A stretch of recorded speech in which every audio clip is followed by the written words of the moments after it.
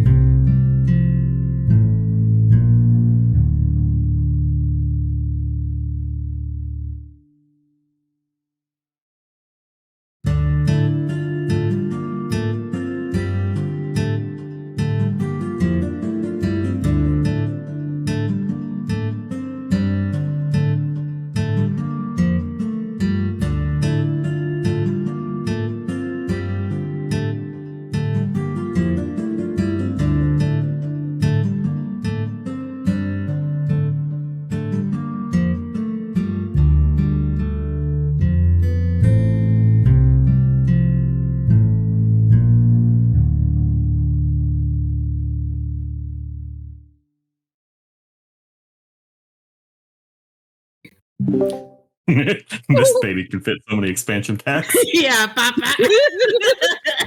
Don't market it by like how many gigs or terabytes it is. Market it by like how many Sims expansions it can hold. This baby can hold 2 Baldur's Gates. Welcome everybody to The Sims 4. Hey everybody, welcome to Force Flesh. We're playing some Dungeons and Dragons 5th edition for you guys. And we're back with all these crazy people. The chaos is bleeding. The chaos is bleeding. I guess. You know what? There's a lot of blood. There's going to be a lot of blood. This is Force Flesh, guys. That's what happens here. I hope you guys are all doing great and having a great week. I just got out of the DMV after hanging out there for 5 hours, and I think you mean 5 years. Yeah, I grew a beard and had to shave while I was waiting. I get to take out my frustrations on all of you guys, though. So I hope that you're ready. Did you watch Zootopia where you were there? No, you should have. I did get, because they had a thing where they could text you whenever they were ready for you, but it was, you still have to wait for an hour after you get that text. But what? Yeah, don't ask me why. But I did get to spend most of the time just kind of like sitting in my car in the parking lot. So because the DMV is a like trial run for CIA torture methods. If you can make it here, you can make it anywhere. Oh man, it was rough. But it went well. Everything went good, and we're here now. So why don't we do that thing where we go around, we have everyone introduce themselves and their character, and then at the end we can talk about like what's happened recently and where we are now with the group and all that stuff. So why don't we start with you, Ferdy? Ferdy is playing the Diviners, also known as Abe Flo. Ferdy, how's it going? Hello, all good. Right now, the Diviners are fighting what seems to be a blood golem, with Myrkrið, Melora, Faithless Toro. Yeah, Faithless Sora, also known as Melora. Yeah, and who else was in that fight? I believe Quartz. And Oh yeah, Ruin. yes, our fighter. It's been a little. Oh yes, the NPCs. Yeah, but it seems like we're doing well now because I think one of the blood golems is under a charm where they have to leave. Yeah. Until somebody hits it. Correct. Looking at you, puppy dog. Yeah. No. Cool. Well, thank you, Ferdy. Up next, we've got Mori playing Lucero for you guys. Mori, how's it going? Lucero's doing pretty good. We're about we kind of branched off with Maki-e and Cursed and Candor and Mard, and we're going to go attempt to talk to Hidden in Shadow to try to talk to the Hellish Scholar. And I'm waiting to see when this walking blood-filled balloon pops. Yeah, you've got you're fighting demons for 2 or 3 dozen, 100,000 perhaps. So just a ticking clock going in the background. No, I expect to be a parent again. Here we are. No rush. No urgency necessary. Don't worry about it. They'll be done cooking when they're done cooking. Yep. Cool. Well, thank you, Mori. Up It'll next, be a surprise for everybody.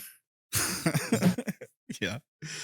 Up next, we've got Kyo playing Quartz. Kyo, how is Quartz doing?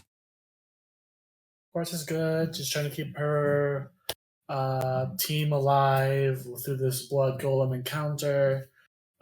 She did get into a little kerfuffle with one of her teammates who slapped her in the face, and she does not easily forgive, but she will keep it to herself until further notice. Also, she updated her long lost party member about the going ons of the party, so he should be up to date now. Okay. Cool. Yeah, you all had you all were sort of we'll get to that. Almost like you're working against everyone else with Myrkrið, but we'll get to that, I'm sure. Up next, we've got Joeann playing Cursed Deception. Joeann, how are you doing? New player in the house. Yeah. I'm hoping that my first anything as doing source things goes well. She's very pretty, and I've never played a sorcerer in my life. So let's go. Look, you've already got half of it then. Yeah. We are charisma based, yeah. Right on. Well, thank you, Joeann. Up next, we've got Wolfrin playing Myrkrið, the goodest of boys. Wolfrin, how's it going? Bad. I am not concerned with whether or not my team lives or dies, unlike Kyo. Unlike Quartz. And pretty happy because I'm fighting a blood thing, and Myrkrið likes the sight, smell, and taste of blood. So we're just kind of playing in a puddle. Yeah. This is you're just enjoying yourself. This is just like a day at the spa for you. Yeah, it's fun. It's a good fight. Blood spa. Yeah, right on. I heard it's good for the skin. Usually under According it, to Elizabeth Bathory. Alrighty, thank you, Wolfrin. Up next, we've got Ella playing Maki-e with new tokens. How's it going, Ella? Yes, I have officially reached my true form. Behold. Everybody run! It looks good. The art looks good. You. Good job. I am glad I was able to do it. Yeah. I definitely needed the help of a base for making a rabbit person, though. I think I sent you the credits, Rambling, for that. Oh, you did? Yeah. It should be in the intro stuffs. The last thing I sent. Oh, okay. Let me get that because I'm gonna want that. Yeah. Okay. Keep talking while I do that. Well, yeah. So I needed help with proportions, and this is the one that worked the best for getting me those proportions that I needed. Cool. Well, it definitely turned out great. I'm gonna go ahead and add this to my my shout out stuff. Boom. There we go. Okay. Cool. So here, let me go ahead and paste it since we're showing it on the screen right now. Let me go ahead and paste it. If you guys are watching on YouTube, it's in the description. But here, since we've got new art with new credits. Yeah. Cool. Otherwise, Maki-e is extremely worried about Lucero and is pretty much sticking by his side so that she can try to enact her plan. 'Cause she thinks it still has a chance. What's the plan, Maki-e? She's keeping this vial that she took when they killed Cursed, and she's using it to try to lure all the bugs out so that they can kill them. Yeah, that's right. Like we did the parent. I thought for a second I thought you were talking about the poison that you got. I was like, what? No. No. It'll make the bugs trip. She will make the bugs trip if she asks to. But no, she's hoping that because she got the bug out, the parent bug out, within, hopefully it was like within 10 minutes, that it didn't lay too many eggs. Yeah. I mean, yeah, it'll be fine. Potentially increasing Lucero's chance of survival. Yeah.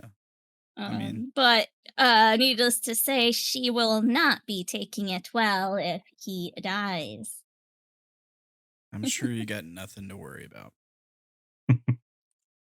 Thank you, Ella. Last but not least, we've got Zach playing the lovely Candor for you guys. Candor, how are things? I am exhausted, but otherwise fine. Can relate. It's been a wacky week here. Right now, I am following alongside the group to go to the brain. The Puppeteer, I think, is where you guys were going, right? Yeah. No. Your group. No, we're going to the Hellish Scholar. Yeah, your group was going to meet with Veiled in Shadow. That's right. Yeah, that's the one. Going over there, and yeah, very much just kind of a, I know these people better. I'm going over this way. Yeah. Right on. Well, as we discussed, not really super into either one. Right on. Fair enough. Well, yeah, so you guys did split the party last time. So some of you went to, okay, let's rewind. You guys are in the void, kind of like this world, sort of like hell, I guess, where demons are. And you found a city called the City of the Damned, Tanfo Chetiet. And basically, some of you are trying, well, you're all sort of trying to get one of the demon lords to help you take down another demon lord so that you can get a key and get back to heaven. So you split the party. Some of you went to go meet with a merchant called the Puppeteer. That group sort of were finding their ways around a place called the Pit of Perdition in the city. And Hans was leading you to find this Puppeteer, this mysterious merchant that basically knows your desires, knows the desires of their customers. And on the way, you're sort of going through this empty kind of courtyard area, and there is a blood fountain that magically bewitched some of the folks in the party who could not control themselves, approached the fountain, and, well, they added a little bit of blood to it. The fountain then responded by summoning 2 blood golems, and they attacked you all. Well, they attacked the folks who were not bewitched, I guess. But then the charmed folks snapped out of it. And that, I think, is where we left off. The other group was, heading up to the Taboo Enclave to try to meet with this Veiled in Shadow and try to get an audience with the Hellish Scholar. So I think the easiest way to do this is to finish the combat we started last time. So why don't we do that? We'll just jump right back in where we left off here. Looks like Hans. We were at the top of the round. Hans was about to go. Let's cue up some fight music.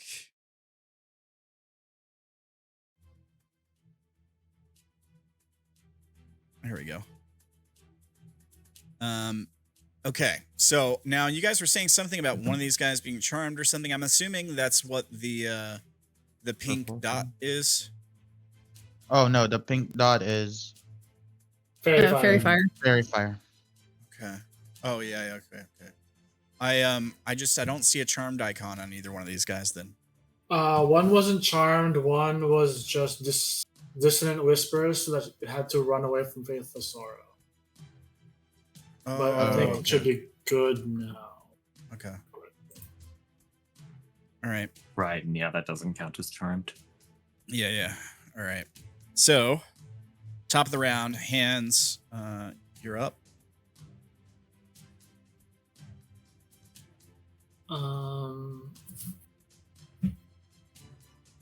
I forget. Was Hands blind or something? Or I'm not seeing any confused, or I'm not seeing any blind markers on him. Okay. Let me. I can take a look at the. Because I remember the blood things did something to them. Let me take a look at their sheet. What they can do.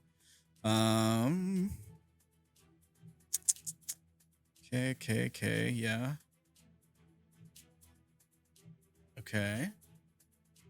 Then you have this thing where they explode, sort of.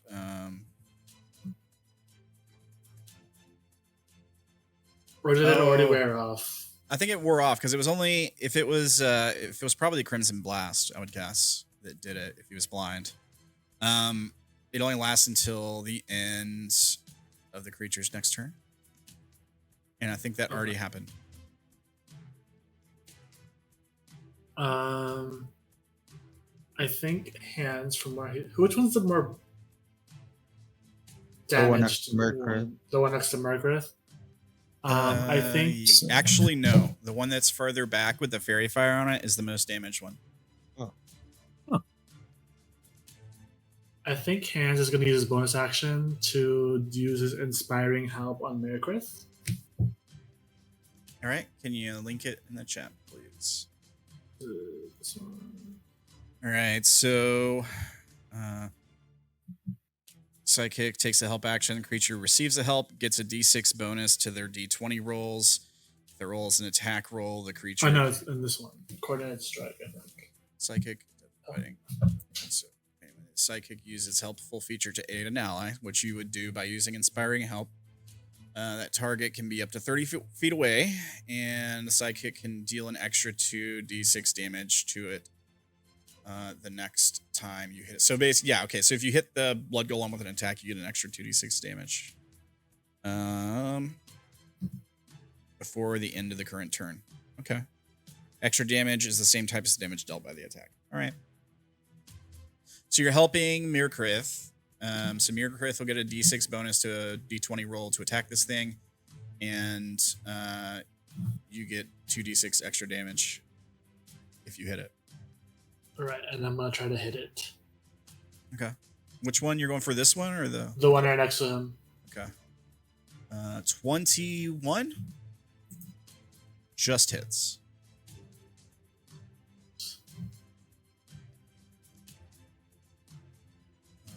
Okay, so you 15 piercing damage.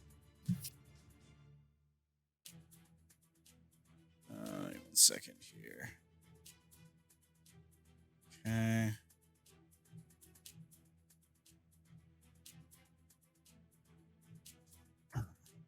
And then a con save. And a con save. Okay.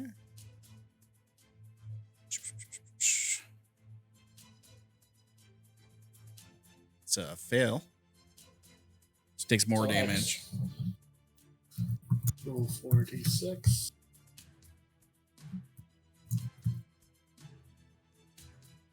Another 18.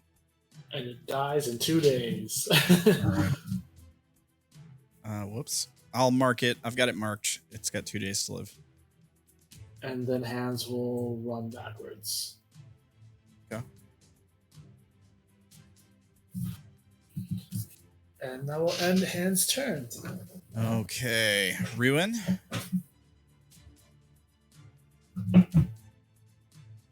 Ruin's gonna do a multi-attack. At the wait, my thing is crashing. Oh no. All right. Ruin's gonna move towards 5, 10, 15, 20, 25. He's gonna take his glaive and. You have range, right? Is a glaive like a ranged weapon? It's like a You have big. like 10-foot reach. Oh, it's 10 foot. Okay, It might be 10-foot reach. I'm not sure. it just shows 5. It in my should sheet. say. Yeah, it would say when you add it to the sheet, I think.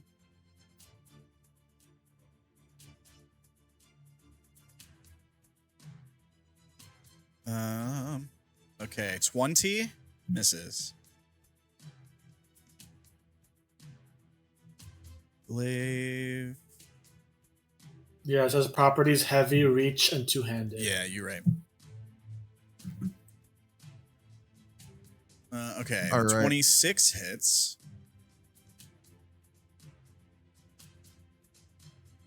For 10 slashing damage. Okay. Oops. Then another miss. And they're gonna. No, they won't check up on Fateless, or that's fine. Okay. Myrkrið, you're up. I feel like hitting things is the way to go, so we're gonna hit some things. Yeah. I will hit these things Do it. recklessly. Recklessly, he says.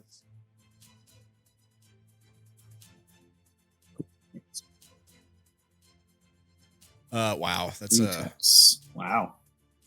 yeah. Double 20. Yeah, those all hit. The first Ooh. one's a crit. Obviously, you rolled double 20s. So the first one is 14 plus 18. 52.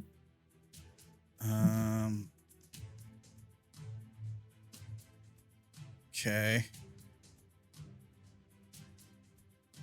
How do you want to kill this thing? Oh. I thought, okay. Yeah, Myrkrið is just a big dog playing in a puddle. He's just going to just splash it everywhere. I want to get it all over Ruin, the dancing item, anything, even someone nearby. Yeah. Just tearing it to pieces. Yeah.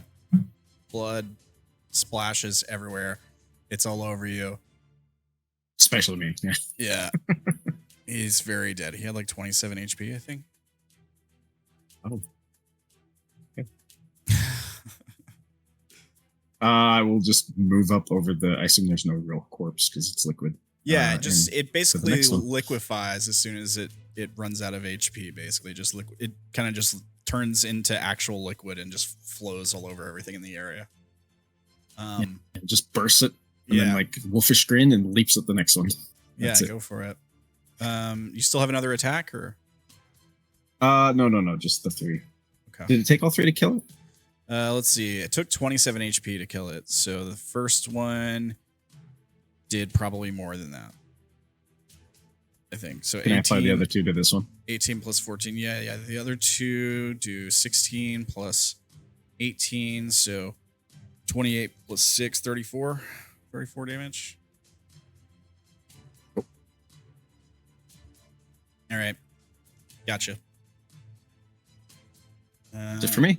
All right. Good stuff. Quartz.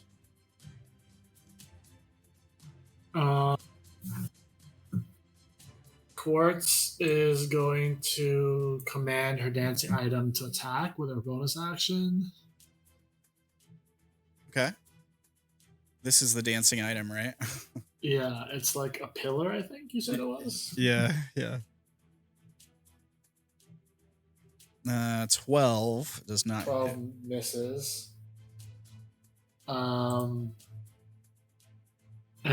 But she's going to keep it there so that it's in between the blood monster and Faithless Sorrow. She's gonna yell out to Faithless Sorrow to come over here and come to safety. And she's going to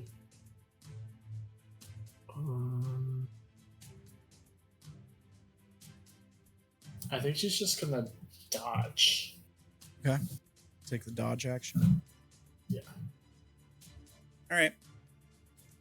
Dodge away. Up That's it. next, we've got the diviners, Abe Flo. What are you doing? They're gonna scream out. You go deal with that bloody thing. I'll deal with this other bloody thing here. I head towards Weightless Sorrow, pass by her, and check and investigate this fountain. Okay. What are you looking for? Like what properties it's made, or You can make an investigation check, or if you're wanting to look for like, you can make an Arcana check, I suppose, too, if you wanted to. Okay, 19. Okay, so what you see is an old, very, very old stone fountain filled with blood. It's the level of blood in the fountain is kind of sunken down since you first got here, obviously. So there's less liquid in the fountain, but there is still some kind of like burbling out of the top and flowing down these stone sort of risers to the big pool at the bottom, where the level of the blood has sort of retracted. You can see the edges of like some kind of rune or script carved into the stone itself. Just looking at it, it looks very old. Like at least it looks like it's probably hundreds of years old. Now it's got some wear on it, some erosion from the liquid in the font itself. But yeah, you can see the script, and it goes all the way around the entire circular like base on the inside of this thing. Are there any people around? Are like looking around the area? Yeah, you don't see anybody visible. Like, there's no one in this courtyard but you guys. Okay. I think that's my turn. Okay. Is there anything else specifically you wanted to look for with that? No, I just wanted to see how they popped out of there. Yeah, sure. Okay. Faithless Sorrow. Is that me? I guess that's me, huh?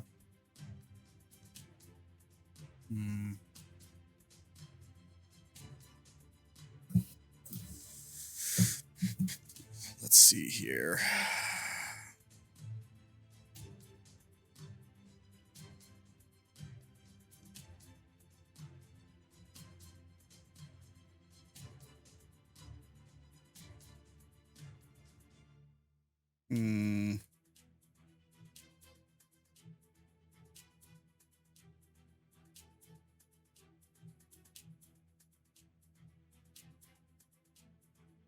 Sorry, I'm looking at a thing. Here's what I'm wondering. It wouldn't really work, I feel like, though, is the thing. So if I was to, I don't know, cast Create or Destroy Water, Destroy being the thing I'd be looking for here on the fountain.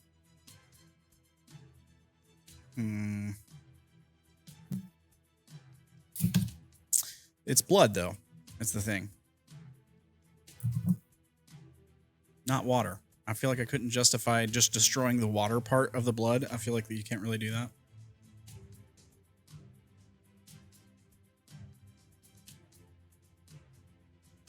Yeah, I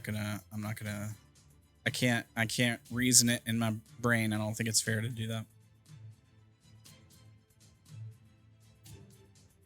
Yeah, it does specify clean water. Oh, okay. Yeah. Okay.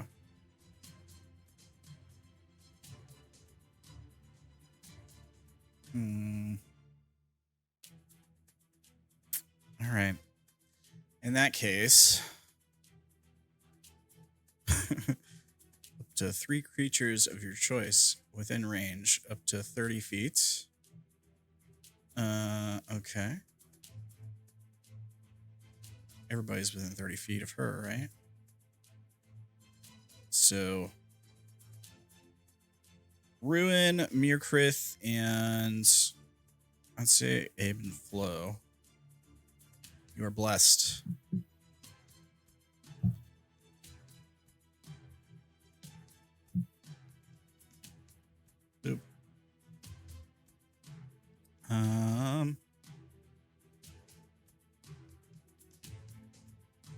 And then I think, yeah, she'll take a few steps back.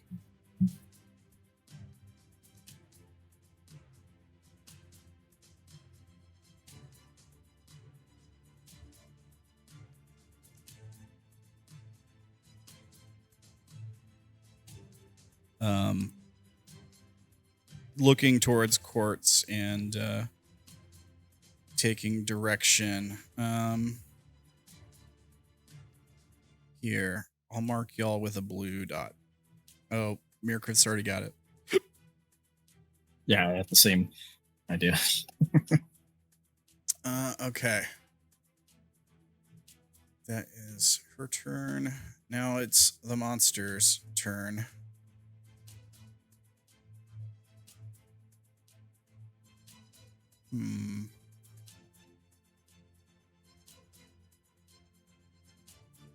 Let me just roll a d6. I don't think I've rolled.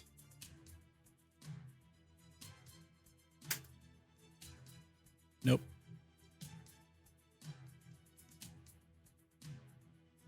All right. In that case, Myrkrið, it raises one of its clawed hands. The blood forming its hand pools and reshapes into like a blunt instrument, and it swings it towards you twice. First attack, second attack. It does have advantage. You were reckless, so 23 and a 25 hit.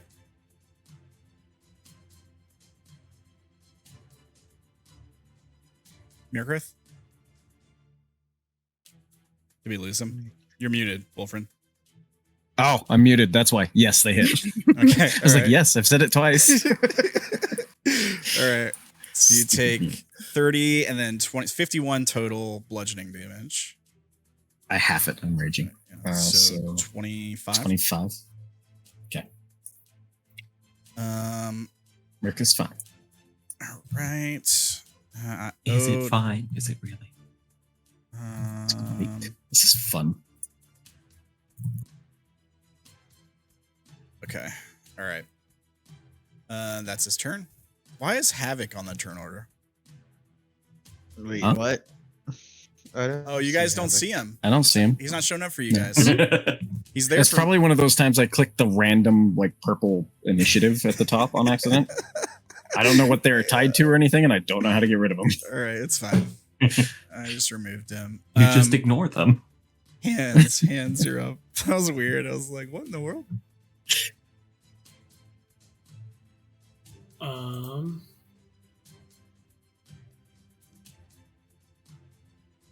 Hands is gonna move a little closer.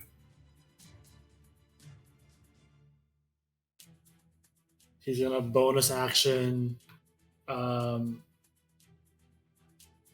inspire Ruin, use the help action on Ruin, and then he's going to attack the blood monster with his pistol. Okay.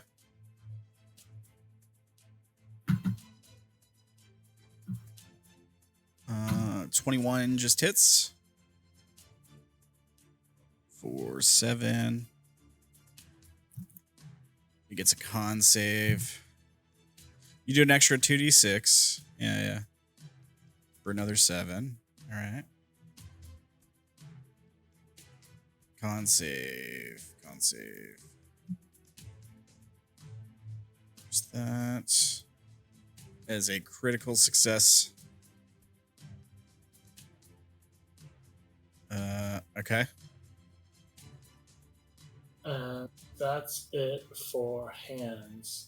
I will say though that when Quartz took her turn and the dancing item attacked, it should have had advantage because of the fairy fire. Oh. All right. I think. So it should have been a 22. Yeah. All right. You can go ahead and apply it if you want. How do you want to kill this thing?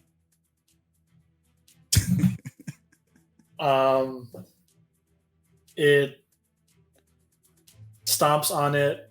It goes up and down and squishes it underneath the tower. All right. Or the pillar. Yeah. squishes it, blood goes flying everywhere. Cool. Okay, so you kill these blood golem guys.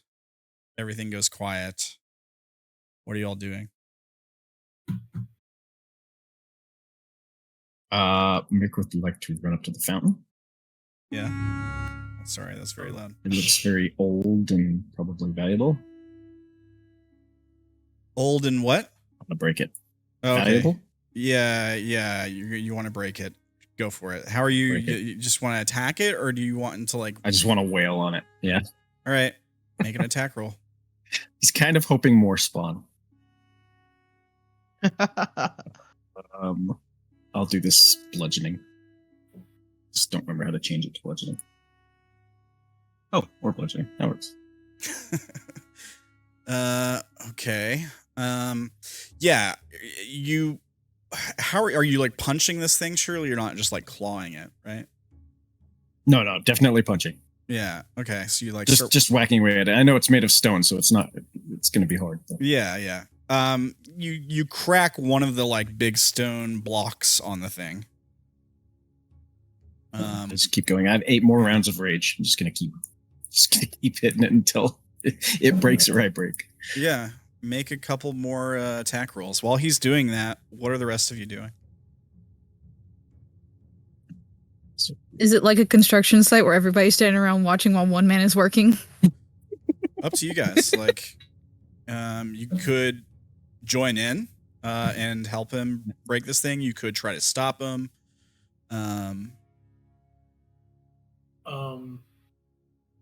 Quartz is gonna offer a swig of the vial to Melora. The light? The light. Yeah, she'll take it. Over the course of about a minute or so, she will use that. All right, so yeah, you're over there swinging away on this thing. You break another sizable block. The first one comes apart a little bit. We see some of the like bits of stone, like stone flakes, kind of falling off of it and skittering across the stone ground. There's like a loud thud when you all like feel the ground shake as he's like wailing on this thing. Do you want me to just keep rolling, or are we just gonna say eventually I break it? I mean, you break it. Yeah, you can break it now. That's fine. Okay. You break one of the big stone like blocks on this thing, and blood just comes pouring out of it and soaks the ground. You ever seen when somebody like punctures their above ground pool? Yes. It's like that, but it's blood, obviously. Okay, so once he's done, Myrkrið just turns back to the rest of them, looking completely like more red than white at this point. Yeah. Absolutely.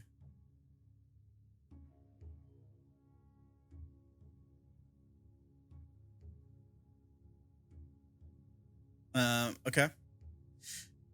So yeah, you break this thing. It's ruined. I mean, all the blood just drains out of it. It's all over the ground. It's everywhere. Yeah, you just turn back to the rest of the party. Cool. What are you guys doing? Quartz is gonna ask, so Hands, are there any more of these ritual fountains on the way to where we're going? Should we expect any more traps? Hands kind of listens to you, but isn't looking at you as actually looking like off to the side somewhere. He like nods along with what you're saying, and says, "Look, I'm gonna tell them." And is like, "Look, I don't remember this fountain being here. That's convenient. If it was, it never caused a problem before." When were you here last? He kind of looks up to the side like he's trying to remember something really intently. And he says, oh, I don't know. It's been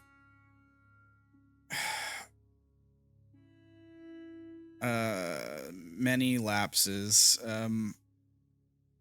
Hundreds of them.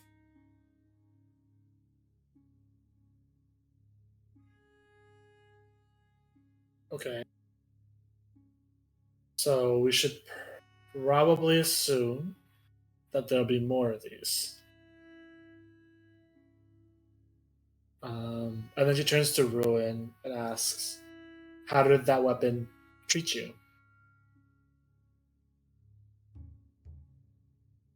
The glaive. Yeah. Ruin looks at the weapon in his hand. He looks back up and he kind of like his lip raises on one side. And he says, missing something. Not sure what. So you don't like it?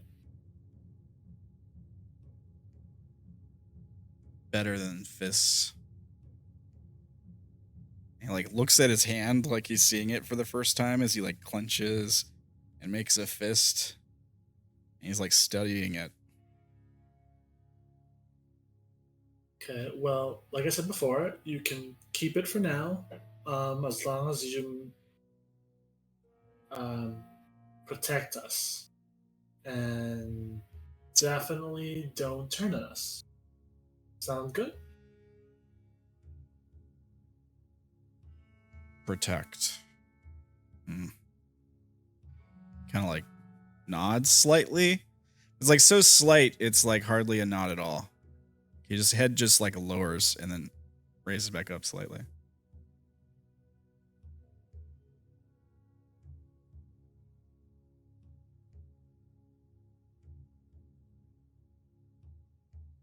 By the way, I just want to make sure, can Myrkrið and Eleanora understand what we're saying? I No, don't that's right. remember. No, Oh, we that's can't. right. I keep forgetting that. Yeah, so here's the thing. Myrkrið, not Myrkrið, sorry. Ruin, Hands, and Cursed all speak some form of abyssal or infernal. Right. And I'm speaking in Abyssal. Okay.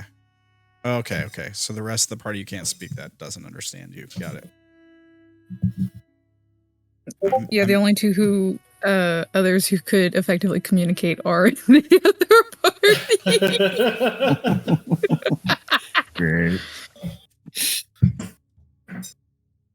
You guys can level up now if you like. If you haven't done so already. Alrighty.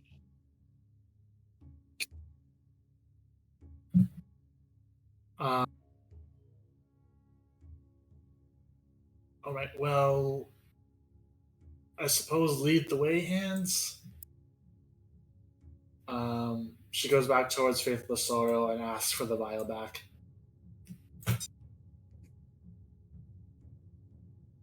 Yeah, she finishes using it and hands it back to you. Let me restore her stuff here. She would have. Okay, and give her all her abilities back too. She gets all her spell slots.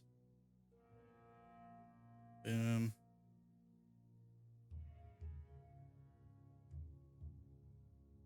Wow, that's a lot of spells.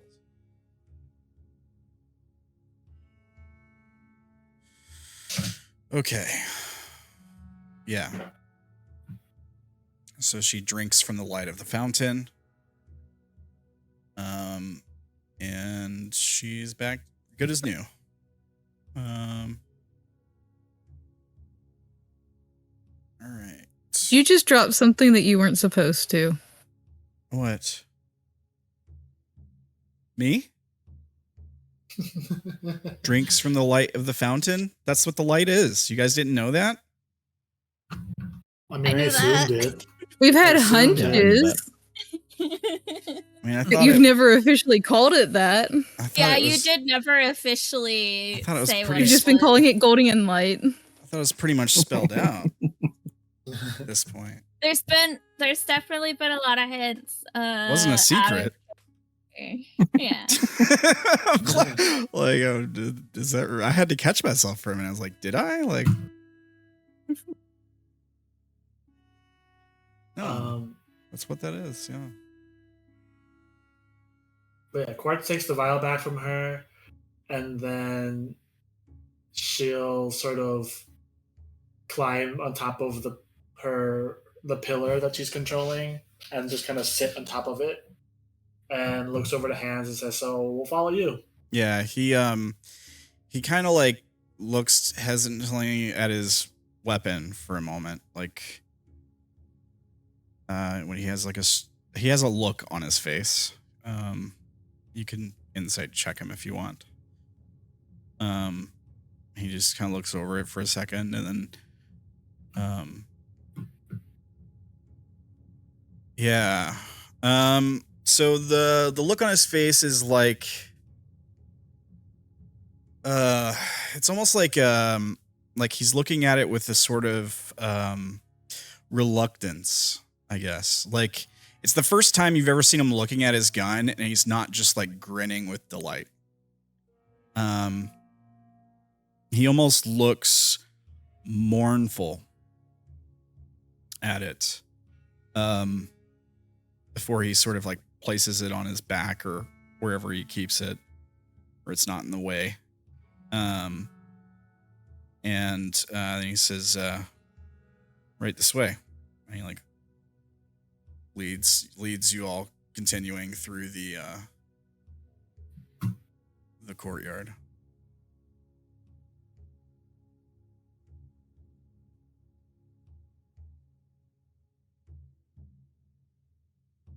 The dancing pillar is just going to float, following him with Quartz on top of it.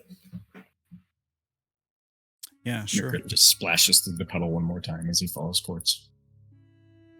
Yeah. You see like a big wolf paw print in a puddle of blood on the ground. Yeah, Faithless Sorrow follows. As you head off Quartz, we see like Faithless Sorrow's gaze just lie on you for a moment, like she's just watching you. And she waits, and then she follows after you. She kind of like watches you move away, glide away on this thing for a moment, kind of staring at you, and then follows.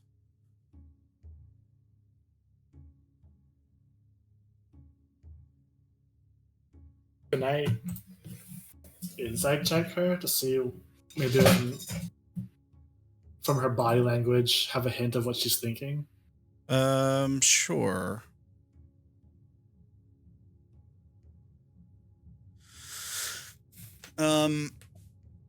She's not like she's not looking at you disdainfully or anything. Like she's not giving you like a mean look or anything. She's almost like studying you in a weird way.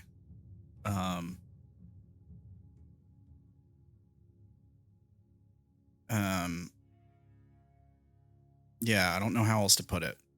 She's kind of doing the same thing where she's watching your body language, but she's almost like trying not to be caught doing it, but she's like, it seems like she's almost insight checking you, but maybe looking for something in particular. You're people watching each other. Yeah, you're people watching each other, yeah. I'm gonna like pat the top of the pillar and ask her if she wants to hitch a ride and sit next to me. She shakes her head no.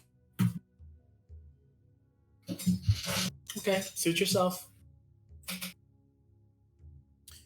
All right, Abe, Flo, Ruin. Assuming y'all pick up the rear. Yeah. All right. Let me just keep y'all there. I will copy that. All right. Just in case. Let me jump over here and take a look at things here. All right. Let's jump back to our other crew for a moment. We'll jump back over to the other page as I'm describing what's going on with them. All right, so here is our crew of 5. This top left group here. As we sort of fade out from the other group, we fade back in to you guys. Maki-e, Lucero, Candor, Cursed, and Mard. Now, Lucero, how are you feeling now?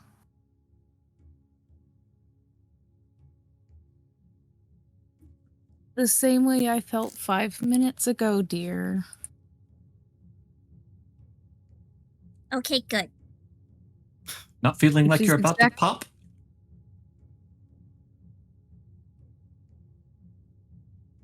They like look over at Candor, like you can see the grin pulling at the corner of their lips. You are not helping her anxiety. Who said I was trying to help it? Maki turns to stare at you through her mask.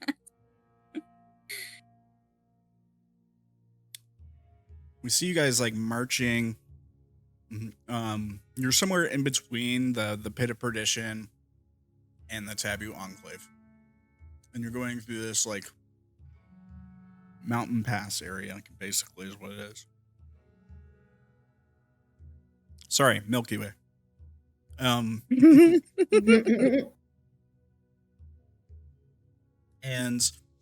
you're getting ready to come out the basically on the other side of this pass is where the sort of enclave starts.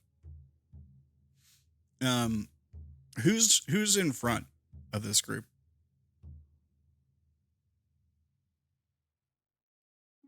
Certainly not I. Who's taking the lead here? I guess Lucero, and probably with like Mard next to them, because Mard's the only one who kind of knows where things are right now. Sure.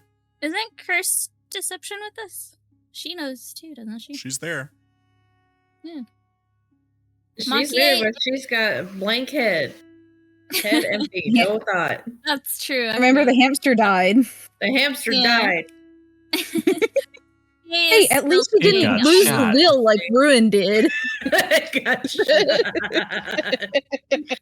Actually, in Yeah, this case, so- it got eaten, but close enough. Better off than ruined. You're right. Ruin not only lost the hamster, Ruin lost the will and the cage it belongs in. There's not even a water bottle left for the little guy. Yep. All right. Well, yeah, Maki is sitting on Lucero's shoulders. So whoever's leading. Do any of you speak Abyssal or Infernal? I don't Yes. need to because I can understand everything. Okay. I have This. tongues. Where? Yes. So we can all communicate fine. Yeah, we're all Yeah, we're done. perfectly. Okay. I could make it to where everybody could understand me, so yeah, I'm fine too. All right. But you also, I think you have Infernal, so you can still understand and communicate anyways. Oh yeah, I've got multiple means of communication. Yeah. Okay, so what you hear, and it sounds, relatively far away. It's not like around the next bend or anything, but it is kind of echoing off of the sort of rock in this pass that you're walking through. You hear somebody laughing, and then like one side of a conversation. Well, that's never good. What side do we hear? What part? Well, if you let me, I'll tell you.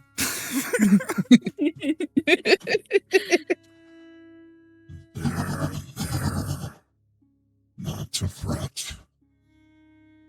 Been such a loyal follower of this herd.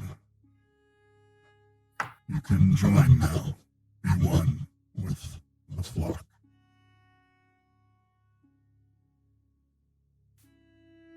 It doesn't seem directed at you all. Again, it's like coming from really far away. And it's almost Can like... we have subtitles? Please. Please, God.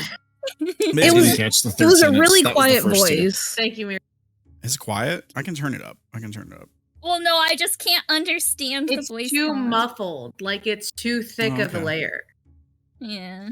Basically, it's... I could kind of understand it. It was just so quiet for me. It says, there. No need to fret. You've been such a good follower of this herd. Now be one with the flock. Somebody gonna die. Now be one with the flock. Probably us. You hear a distant thudding sound, and then like, make a perception check, everybody. Everybody. Oh no. Let's see if I can do this. That's bad. It was bad. It's not very good. Cursed, you can't really make it out at all.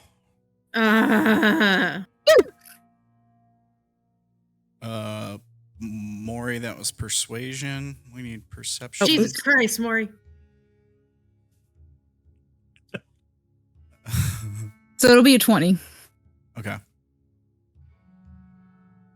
All right. So, we're missing a person, aren't we? That's only 3. There we go. There he is. Okay. Yeah, sorry, my sheet was loading. No worries. All right, so Candor and Lucero, you hear all the words and everything, and you hear what sounds like the tearing of meat. So you hear this thud sound twice, and then you hear like the tearing of meat. Let's see here. Maki-e, you just don't hear the tearing of the meat sound. You hear everything else. Cursed, you probably can't even make out the words, to be honest with you. Art imitates life. But Candor, you hear something else, Candor, off to like the side, maybe a little bit closer than the person talking. You hear like an animalistic sound. It sounds almost canine. It's like a sniff, like a, and then like a.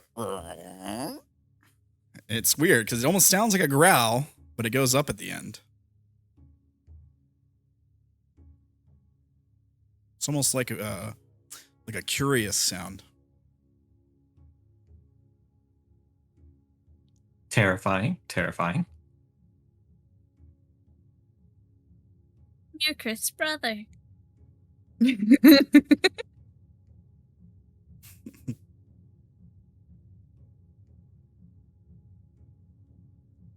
You know, I haven't done it yet, so I'm just gonna use my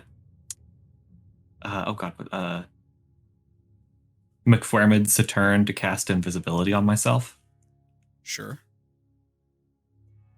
Just in case. Yeah. Okay. Let me mark you as a ninja. Okay. Lucero does like the arm flappy, like there he goes again.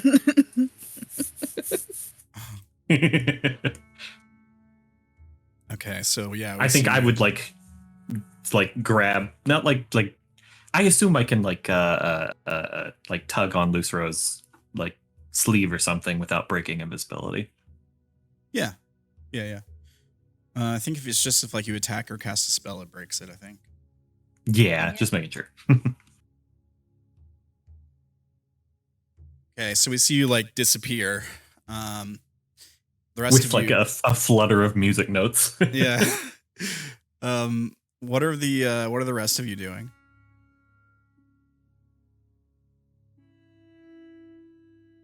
Do you all continue?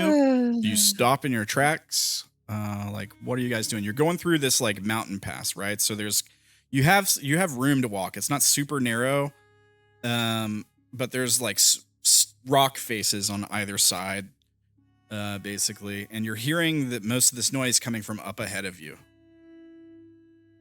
It's not visible. It's like around a bend, maybe a couple bends. It's hard to tell. Maki-e is preparing to jump off of Lucero's shoulders and start to fight if we end up getting attacked. Okay. You said it's really narrow? No, it's not super narrow. Like, you probably, where you guys are at right now, you probably have like 25 feet of room. Like, you could all definitely like line up side to side if you wanted to. Oh, okay. I mean, that doesn't change what I'm going to do. I was just trying to figure out my placements. I appreciate you explaining that to me. Yeah. The cloak of displacement lets me like basically make a little minor illusion that I'm not where I am. I think it just does that automatically. Yeah. That just happens. So if you get attacked, it will basically make it so anything attacking you has disadvantage. It's super Please easy. excuse me. And then once something hits you, it turns off, I think. Does it just turn off for one turn? Or for the turn, I believe. Until the start of your next turn, and then it's back. Okay. If you get incapacitated, restrained, or otherwise unable to move, it also doesn't work. Okay. Yeah.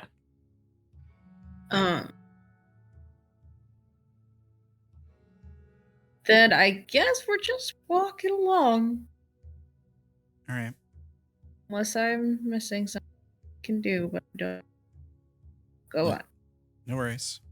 Lucero? You could ready an action to cast a cantrip if something attacks.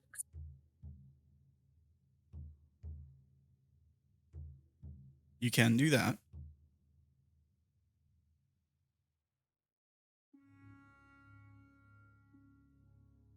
Chill touch feels like something to do for that. Sure. Yeah. I do it. I ready chill touch. Here's the thing. When you ready us, I just want, you can do this. You can do it. I just want you to know how it works with casting spells. So if you ready, no, please do, because my D&D group was very simplistic because it was most on level 1. Yes, no worries.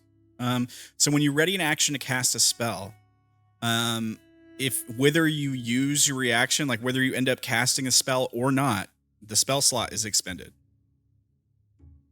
So that makes sense. In this case, it doesn't matter because it's it's a cantrip. Yeah, right. So you're fine. Sorry. No, you're perfectly good. That's great to know. I appreciate you telling me that, because then I'm not like sitting there empty-handed. Yeah. Okay. Lucero. Luce, probably out of habit, would be like reaching for the arm of their hammer. They're not going to pull it out just yet. Okay. Sure. I refrain from tugging on that sleeve. But you're continuing forward, right? Yeah. They would, if they can tell like which side of the canyon that noise came from, they would probably try to have Cursed and Mard be on the opposite side of them from that noise. Yeah, it does sound more like it's coming from the left. It's bouncing off of stone to your right, but because you rolled a 20, you know that's just because of the echo. It's the person making the noise is actually to the left. They would try to get like Mard and Cursed to be on their right. Okay. So I'll basically here, let me I'll when we get there, I'll have it like that. I'll have it set up, and I might even let you guys move around a little bit. Are you trying to stealth? Or are we just walking normal? I mean, I'm Luce would just stealthing, but Luce would just be casually walking, because at least as of right now, well, it doesn't sound good. It wasn't directed at them. that we know of. Yeah. How far can you guys all see in darkness? I can see just fine. I think Dark- it's dark six- I vision's think like a lot of us can see just fine. Dark I can't vision's like read. 60 feet though, right? Dark vision's typically 60 Yeah. feet. But I Oh, think I'm Yeah. Googling, I have that. Okay. I think Cursed has eyes of shadow, so she can see. She has like 120 feet. or Yeah, I think something. she has even bigger. Yeah. Yeah. Where? God, please. It's probably somewhere on the left side where your like It's- abilities are. Features. Yeah. It's Eyes of the Dark. Eyes of the dark. Yeah. Yeah. A range it's to not a spell. 120 feet. Okay. I'm gonna put the rest of y'all at about 60 foot when you see it. Combat's not gonna break out, so don't worry. You're fine. You're totally safe. Panic. This is a Fire, vacation fire. resort. You guys stumbled upon a vacation resort. The crunchiest. Okay. So Hotel California vibes intensify. yeah. You continue forward and you hear more talking from this thing. It says Such a good little pet. There, not to fret. Your pain will be over soon. and then the sound of more tearing meat.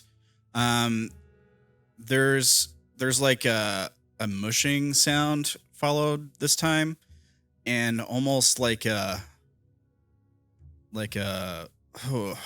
happy animal sound. It sounds like it's sort of canine, sort of bear-like, but it's also like amphibious. And it almost like croaks with delight as like you hear the sound of like tearing meat, and then presumably the meat being consumed by something. Either the one consuming is really enjoying their meal, or the one being consumed is a masochist. Enjoying both. being a meal. Yeah. Kinky. You come around this like stone, this like rock bend in this sort of pass that you're walking through. And Lucero, since you're in front, you probably see it first, but anyone who can see 60 feet or more can see it. Here, let me do this. Let me move. There, boom. Okay. And what you see is sort of like hiding off to the right. It's almost like peeking out but from between like these two rock faces. And it's on the ground level with you. It's quite large. And it's like at first it kind of looks like a just hodgepodge of sort of like flesh. It looks like, here, let me paste it here for you so you can see. It looks like this. Oh dear God. Oh my. So it's like, it's big too. It's a large creature, and it's like, it's in the pass with you, and it's staring the direction that you're coming from. But it's like off to the right side, just off the sort of like path in this mountain pass. And it's peeking out from like these, like a giant rock that's like kind of gives it cover. But it's not really Thank you. it's not really like hiding per se, but it's looking down like the way you guys are coming from. And it sees Lucero particularly because you have a bright shining light when you come walking around this bend. And Bad hammer. Bad hammer. it's also quite a ways away from you. Like it's at least it's probably right at the edge of your vision, like 60 feet from you. It sees you, and then it kind of like lets out this weird noise, like blop blop kind of noise. Oh no, the noise makes it cute. And then it retreats back behind. I don't know about that. It kind of like It retreats makes it a little cute. back behind the rock. So like looking at this thing, it's possible that, I mean, it's quite large, but it's possible that it was like, its skin almost looks human. Like its hands and feet connect to the ground. It's almost like deformed fingers and like a palm that rests on the ground. Where its back legs are, it almost looks like a heel, like a person's heel. And it's got this like bulge in his throat. It's like kind of like a frog. These deep red eyes and these teeth. And it just stares at you and kind of like blop, blop, and it like backs up behind the rock. You we hear at least know where the amphibious noise came from. Yeah. I forgot how to write flesh because of this. FLESH. I'll bring you over to the screen. Now I think. Oop. Okay. Oh god. Yeah. This thing's the only thing we see. Do we see the dead body or whatever? You don't see the other guys, so unfortunately. Oh, I didn't even scroll up far enough to see there was other guys. Just because Cursed has such insane vision, and I didn't put dynamic lighting walls. I can see everything, and I don't want to. Maybe not all of you can see that. I don't know. I was about to say I don't really see anything. I see nothing. Oh. Yeah, you see that's the guy that makes the noise. Vision. And he kind of like What? I No, can you kind of should see a have token. Wait, I can see like the bare edges of a token right here, and that's it. you can't see this guy right here? I can see the bare edges of it. What's Can't see your the But it's kind of giant like in heavy flesh shadow. frog. You have night vision 60 feet. Yeah, he should be like right at the edge of your vision. He's gonna be about 60 feet from you. He's like 50 feet from you. Yeah. He's like heavily obscured in shadow for me. I mean, your vision's set correctly. And he's at the right distance. Let me see if there's a button to like see as somebody sees. I can't remember how you do it. But is it? Wait, that's a thing. Oh my god. Yeah, there's a thing you can click somebody's token, then you can push a command, and it lets you see from their vision. I can't remember. Oh my god. I can't remember how to do it though. It's like Let's complicated. see. Who died? Roll. I think we Control lost L, Ferdy. maybe? We lost Ferdy. Control, Ferdy got kicked into the AFK again. Control L, you I said? just googled it. Try Control L. I didn't even know that was a thing. It is. It works. Okay. I see. Let me you should be able to see a little better than that, Mori. Let me take a look at your stuff here. You got 60-foot night vision. Let me try putting no effect on it. Does that help at all?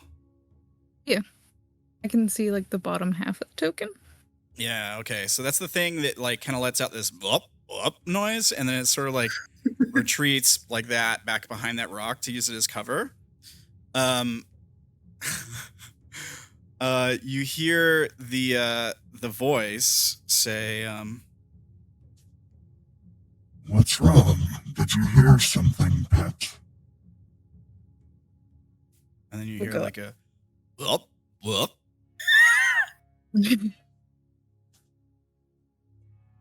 Oh. Thanks, I hate it. Listen, I can see all the way through this passage, and I'm just like, I don't know whether to be Yeah. afraid or not. Cursed can see everything because you have 100. Now, Cursed, you can't see around the rocks, but so you don't actually Okay, know that's those. fair. But I can see the first guy, and I can see the guy that's like in that direct passage, I assume. Yeah, you can see. Yeah, you can see that one. So Cursed's like, there's another one. She's just standing there like, oh my.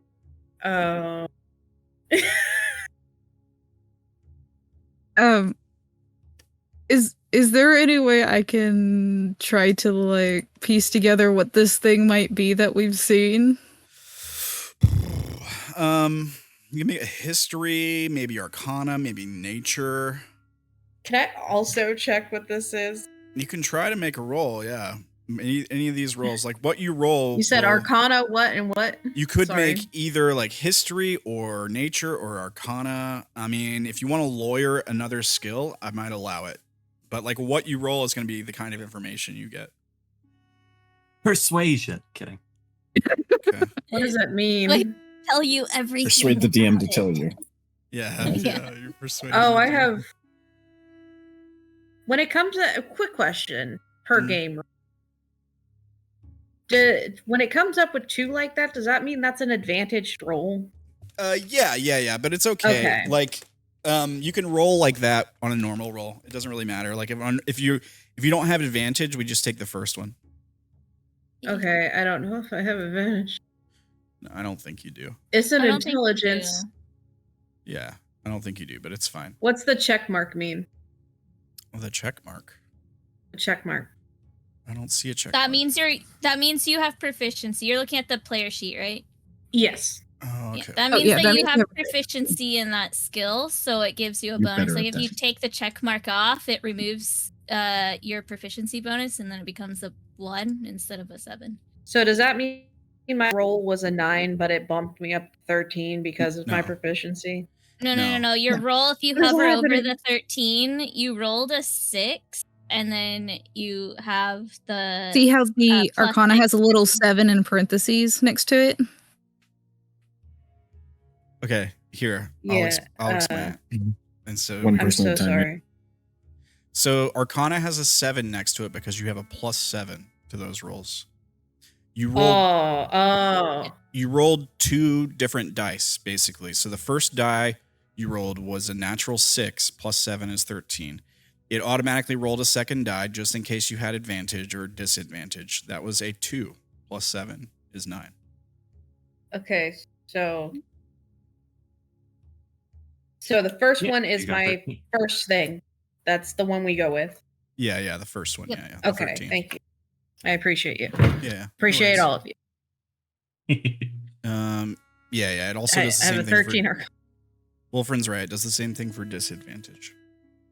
Okay. Yeah. Okay. So 13 Arcana. I mean, you're pretty sure it's a demon. It's some kind of demon, maybe even an undead. But you're not sure. You don't. The problem with your memory is you don't remember encountering anything like this before. But like, when Shit, that's right. I got nothing up there. when you lay eyes on this thing, like your brain is instantly like demonic Gary. or undead, certainly. History 16. Okay. You remember hearing a story about particularly blasphemous druids being sent to the void and turning into all kinds of horrible things when they get there. Being corrupted by maybe one of the princes. Probably, if it's one of the demonic princes, it would be the influence of most likely the rotting shepherd. They get turned into animals, or animalistic monstrosities in the void. And that's how they spend their eternity. Just looking at this thing with, like, you know, how I mentioned the hands and the skin looks almost human and stuff like that. That's probably what comes to mind first. Is like, this is like a perversion of almost like a wild shape or something like that. Like, this is it's just a corrupt druid. Yeah. Perverted wild shape. 29 Arcana. Lucero, these things were definitely human once. Corrupted and corrupted druid, stuff like that is definitely on the right track, but there's something more about these things. Like, there was something about its haunting gaze when it looked at you. It's for sure an undead creature. They almost always travel in packs, and these things in particular, they have a nasty bite. But also, the sort of like croaking sound that you're hearing is tame. You've heard stories or read something about how the sound these things can make can drive a person mad.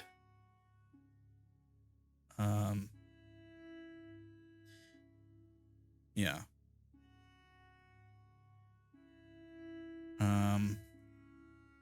So you know that they travel in packs. They're said to have really nasty bites. And they can drive you mad. With how high of a roll, would I know generally how big of a pack they would generally be in? I mean, the size of the pack varies, really. It depends. Like if you would expect similar to like wolves, I guess. So there could be a lot of them, but you don't know how many there are because you know Cursed has said she saw another one, but you don't know how many there are for sure. Okay.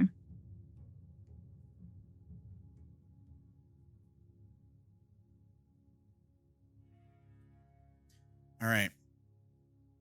Don't let them bite you. And if it starts doing more than the croaking we've just heard, cover your ears. What happens if they bite you? It's not good.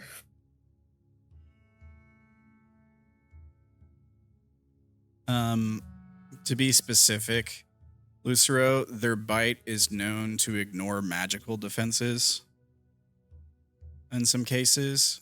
And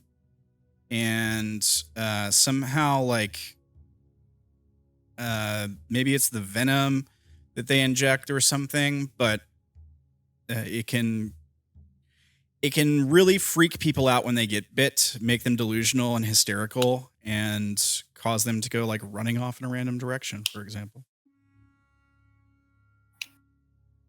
I'm not going to mention that part to Maki-e.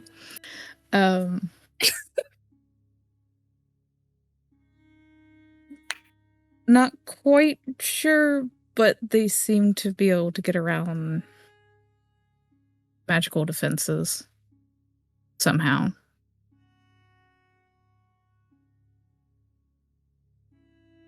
I don't have any. But that could also mean that magical healing could also be knocked down.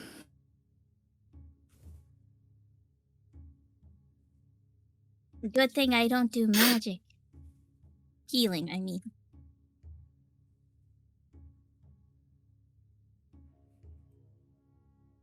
So this thing like pokes its head out one more time, looks at you. You guys are all still kind of standing in the same place. It stares at you for a second. Like you just see these two big floating orbs. And it goes, whoop, whoop. And then it backs up again.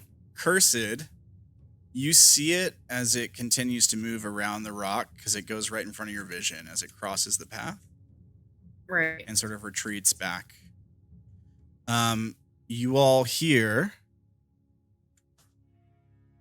There, pet. Do we have some company on the path ahead? Not to fret, you get a meal too. Have at it. Sound of more tearing meat. And you hear like a kind of sound. Well, This seems like I know we're here. I say we do the polite thing and say hello.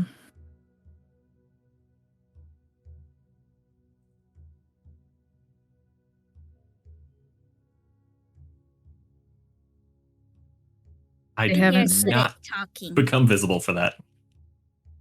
I don't blame. But they haven't sicked the things on us yet.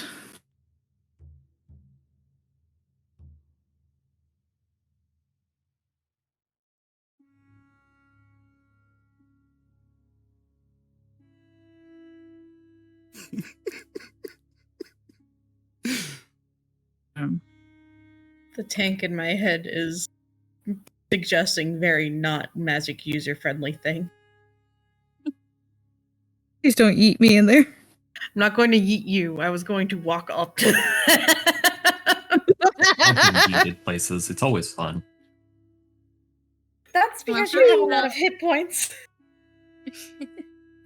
He doesn't. I do. Oh no, I'm squishy. Got it. Oh, that's right. You're a Bart. Excuse me. Bard rogue. Oh, sure. Still. Lisa's gonna. It moves with me. Okay. why don't we call out to them and make sure they know we mean them no harm if they mean us no harm. Don't move closer. She's like tugging on your hair. Listen. If we make friends with it, they can't. Like, what if whoever is doing the noises is simply tending to a flock, and we mean it no harm? I mean, I'm not saying like walk into their house before we speak to them, but I mean, it would be kind of rude to stand back here and just screech at them from a distance, love. Especially I'm perfectly happy to do that. No. What if they want their privacy? I mean, you did say not to get bit by those things, so if you don't want us to get bit, we shouldn't be getting closer.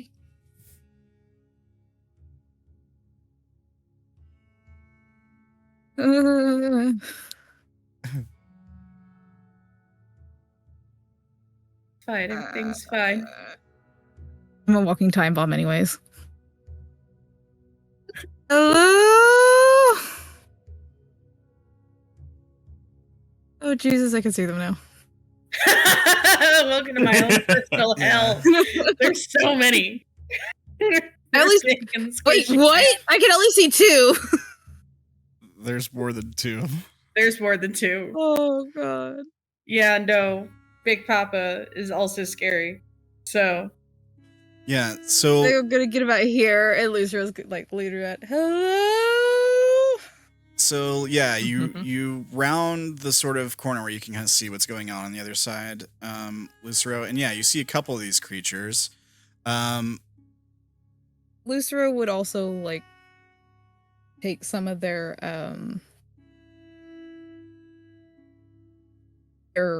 robe and like try to dampen the hammer, not turn it off or anything, but at least like make it so that way the light doesn't shine directly at them if the things look at them again. Okay, so yeah, I mean, so you're just trying to the lights, you can still see the light, but it doesn't shine as far, like you're trying not to direct it onto them. Right.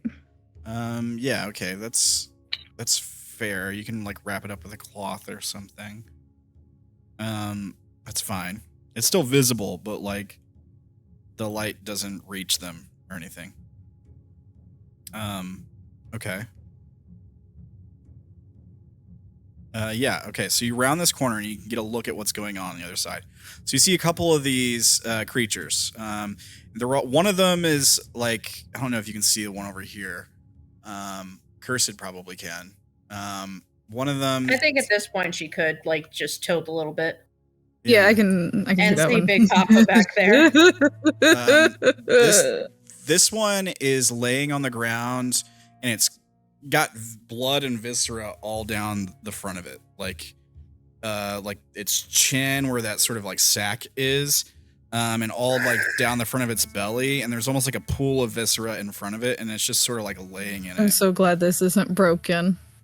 It's sort of like it when you come around the corner, it picks its head up off the ground and kind of looks in your direction for a moment, and then kind of like, and then like sets its head back down, like it just lays there on the ground, like it's like a bored dog. Yeah, it's not the lazy server's head. It's not super concerned with you. This one is in the process of eating something right now. This one is staring at you more like inquisitively. And it's kind of curious and almost like hopping around a little bit. Like it kind of stands up and broadens its chest towards you. And it kind of like barks slightly. It's kind of like a bah, bah sound. If you're pinging them, I can't see the pings, by the way. I don't know which one you're referencing. Yeah, okay. That's the one I'm talking about. This is the one that's eating something. The one that's eating something has this guy who's clearly feeding it something. He's standing in the middle of this sort of pass. He's quite a large guy, you might say. He looks humanoid shaped, but he's quite large for humanoid. Here's what he looks like. Give you a more accurate picture. So he's got a very large humanoid shape. He's wearing like tattered robes. Might be made out of some kind of like leather or fur. And he's holding like a crooked, gnarled shepherd's crook. His head is almost goat-shaped with these sort of curled horns coming out of the top, and he has pointed ears and almost like an animal-like snout on his face. He's got blood smeared on his hands, and probably a little bit on his face and clothes as well. And he's like feeding this creature something from like a pile of viscera just on the other side of this rock where he's standing. You can see like something has been butchered here. Like he's clearly like butchered something. He's feeding it to these sort of like dogs. You round the corner, you like see that, and he like holds something out to the dog and then looks up towards the group of you, and he says, "What an interesting lot we have here, my little pets. What brings you to the Taboo Enclave?" Ah, so we are in the right direction. I will remind you, before you respond, that we were specifically told to be careful sharing any information about ourselves, including our name, while in the Taboo Enclave.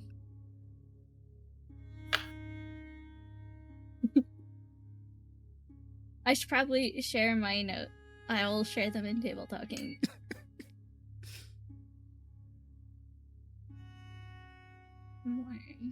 Here we go. Here's the other two notes. I guess Mard would move up with the rest of y'all. So y'all put Mard right there. Or I'm sorry, you wanted Mard on the right side, so I'll put Mard right there. Yeah. I mean, as long as like I'm between Mard and whatever's going on, I'm happy.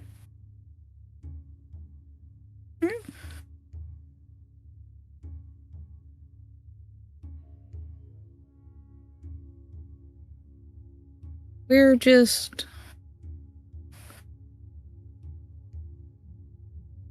wandering around, checking the area out. I don't think that's a good idea to say. Say wandering around. What was the second part of that? Checking the area out. Okay. No, he's gonna think we're spying on him now. Exactly. Please, God, don't say that. Wait, already said. We're out shopping. Is it your first time visiting the Enclave? Why, you are bright, aren't you?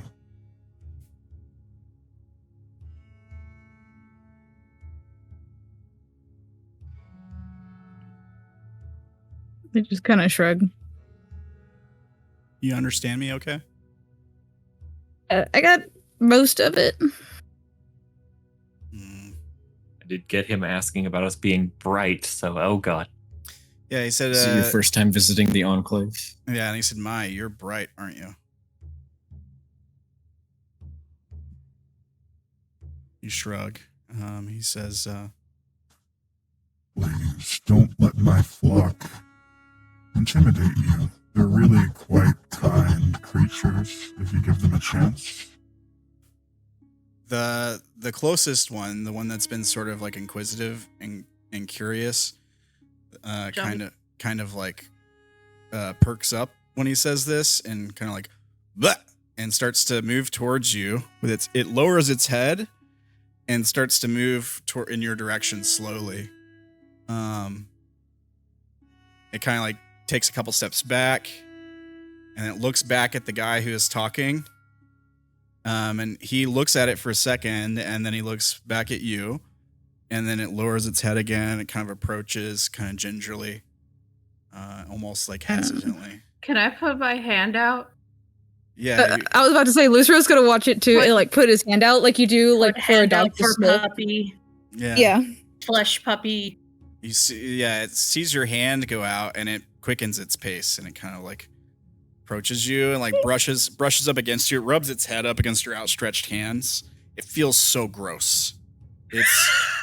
It's first of all, it's huge. It's a huge creature. It's covered in like sweat and dirt, and there's some blood for sure. Even though this one hasn't eaten yet, there's probably still some like dried blood. From last time, you know. Yeah. It's crispy. It kind of lets out like a bleh, bleh sound as it like rubs up against you. The sack below its mouth like engorges for a second. And you can hear the sound of like air hissing out between its jowls as it sort of like drains from its mouth after it engorges. But it just keeps like rubbing its head up against you like a cat, kind of like a really big cat. Lucero is petting on it like one would a large dog. Yeah, I've never wanted to psychic blade anything more. No. How alone. well, how well cared Lucero for is like do they look? They're kind of emaciated looking. Like you can see their ribs and their bones poking like, you know, through their sides and stuff. They also smell of rot. Like they smell like death, basically. Yeah. All right. Like they smell like a corpse. It's the stank. I have the stank. But the skin is really pale. Here's the thing: is it them or is it the stuff that they eat? That's what I'm thinking. I'm like, does somebody have a boo boo, or did they give the boo boo? Like, what's happening? Yeah. I think it's just that they're undead. Probably. All right. Well, then I can't say what I was gonna say. Luce is going to look at the guy and ask, what are they called?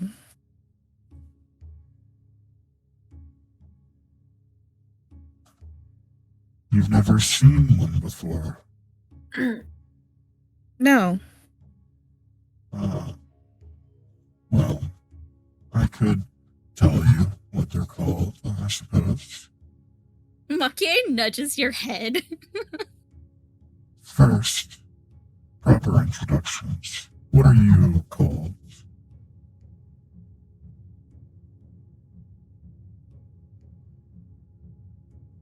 I've been told to be careful about giving out names here. Yes, that is quite wise, I think.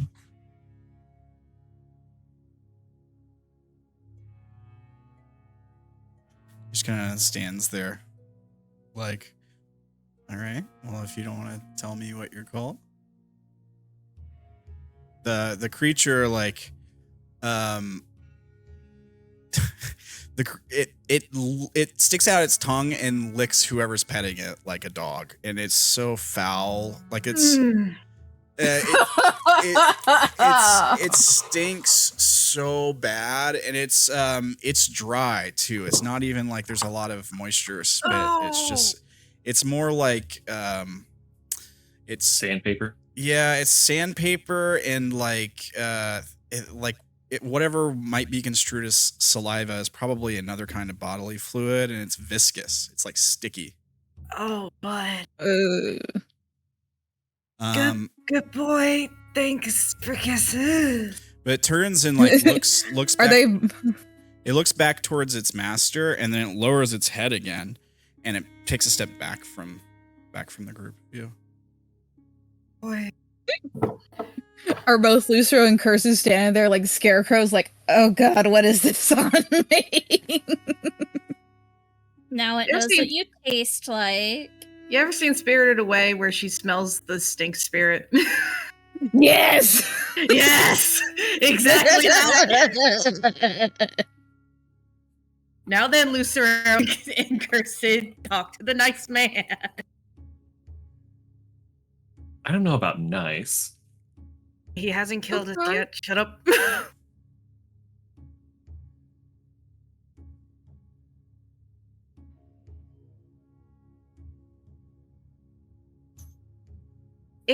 If we tell you our name, we also get your name. It is only fair to introduce oneself when one has been introduced to.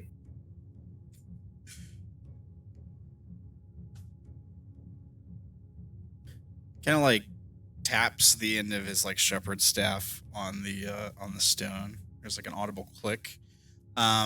This creature stands up immediately. The one that was eating stops and turns and looks at the group of you. None of them like start moving towards you. This one actually takes another step back, I think. And he says, I think your terms are acceptable.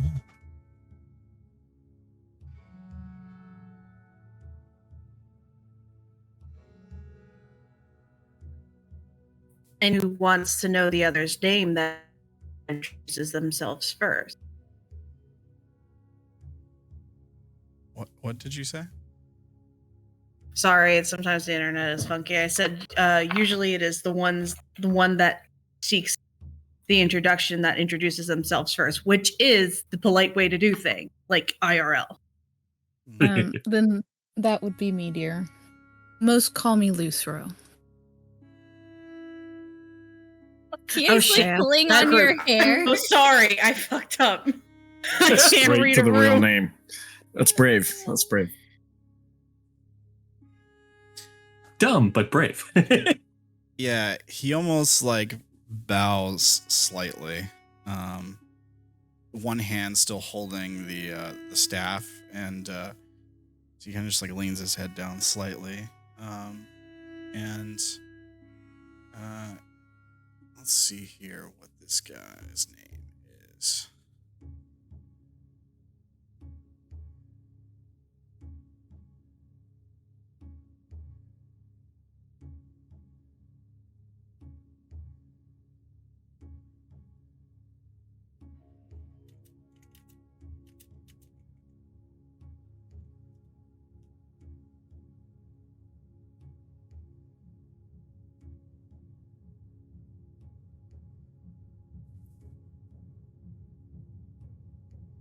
He says, The name I've been given is Marshal of Foul Darkness.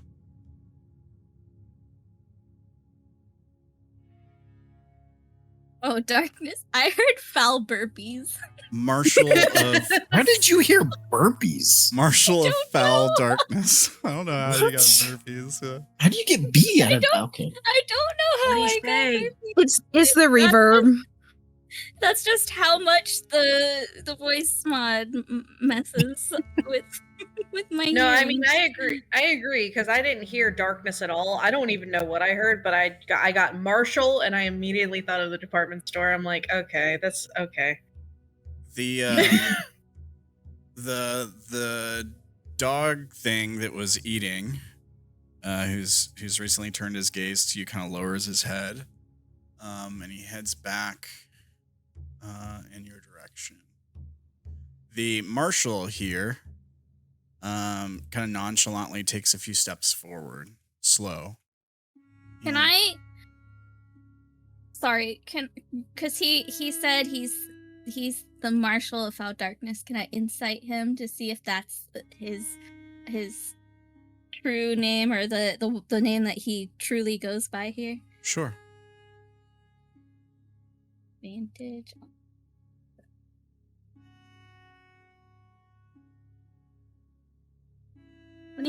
29 insight. Yeah, he doesn't seem to be being dishonest with you. He seems to be telling the truth. Granted, he is kind of hard to read, but that's a really good roll. You're pretty certain that is his actual given name. All right. To be fair, if we start asking around for this dude and start describing his creatures, if he didn't give us his correct name, people will probably be pretty quick to give out his name anyways. He's kind of identifiable. Nah, he Unless seems there's pretty more than nondescript. one. He says, These creatures, my flock, he kind of like turns and looks back over his shoulders for a second and then back to you. the ones that are left. I refer to them as the rotting howlers. This one, again, with its head low, kind of approaches, and it goes back into like the hidey hole it was in when you guys first were, like, when it first saw you. This is the one that saw you guys, by the way. Okay. You say the flock that's left. Did something happen?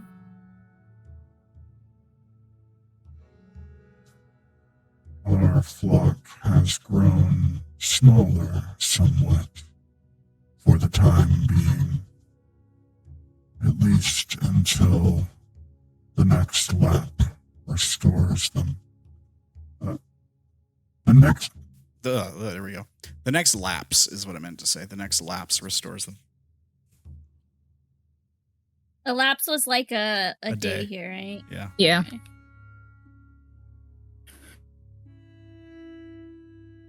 Are people not too kind to them?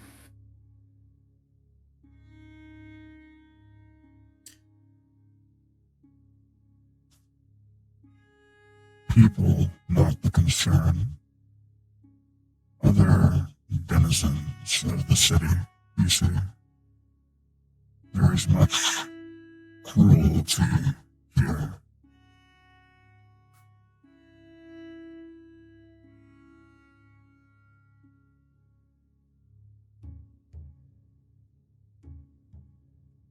But it is no matter. My flock dealt with these transgressors and now has more to consume.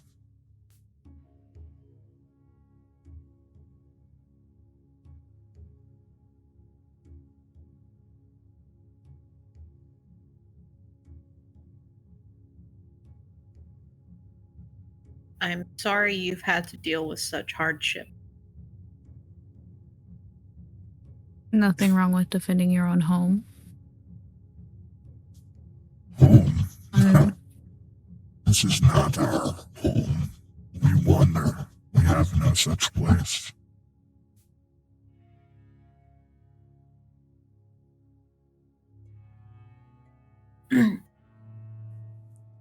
He takes another couple steps in your direction.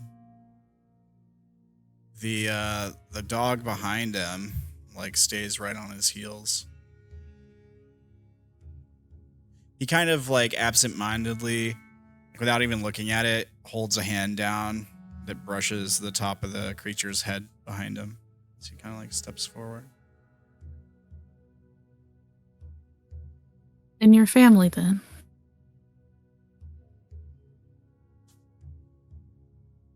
Family. No need for family. We have the flock.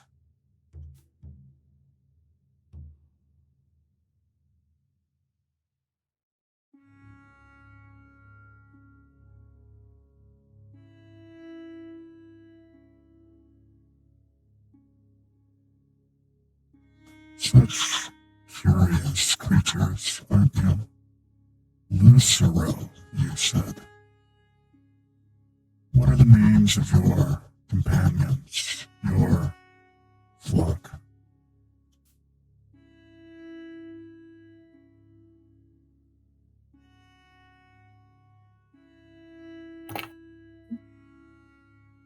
Unfortunately, it's not my right to give out their names. That's theirs.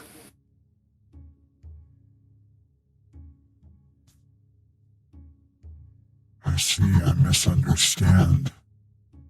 I thought you were their shepherd. Oh no. I am no shepherd. Curiouser and curiouser. But if need be, I will protect them.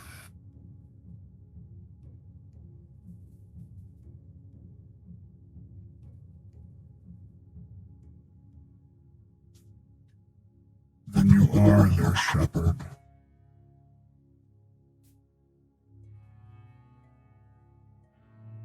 And that right, we are all each other.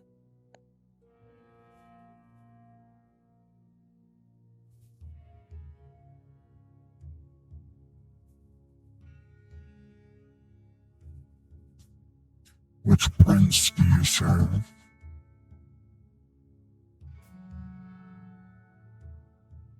You must have some work in the Enclave.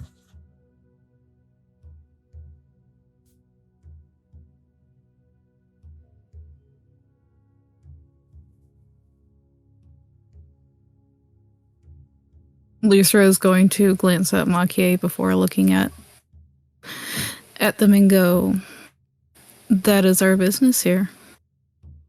We are looking for a shepherd. You say we're looking for a shepherd? Mm-hmm. He kind of taps his shepherd's crook on the ground again, and he kind of bows slightly. This time it's almost like more performed, like he bows deeper. And he says, Well, look no farther. You've found him.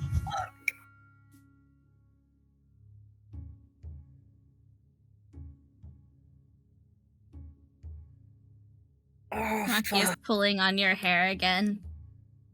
I'm afraid we have a specific one in mind.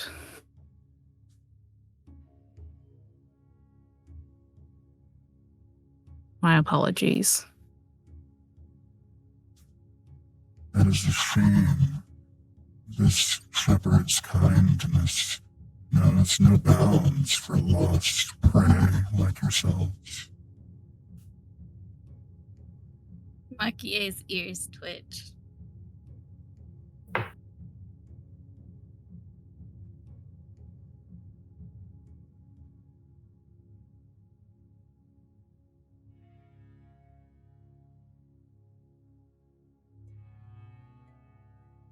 I don't know.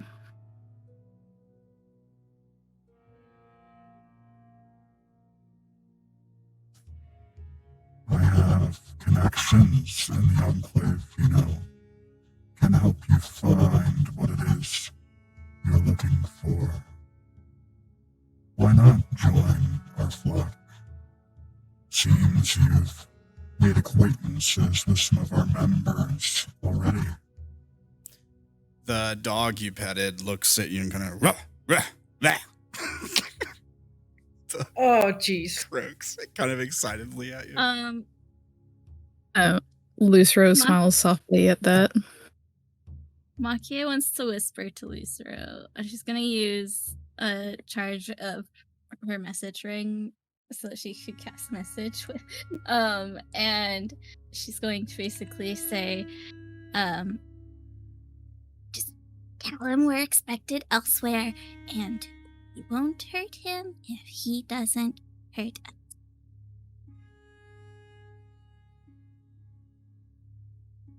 You're giving too much information.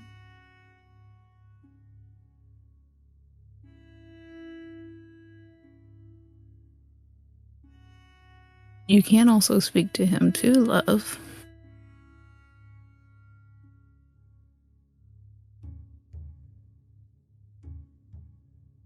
Maki-e will stand up on Lucero's shoulders, and she will say,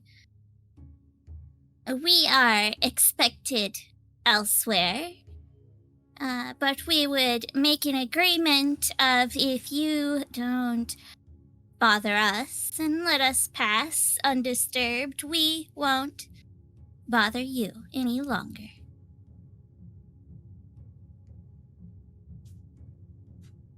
Oh, it is no bother, little one.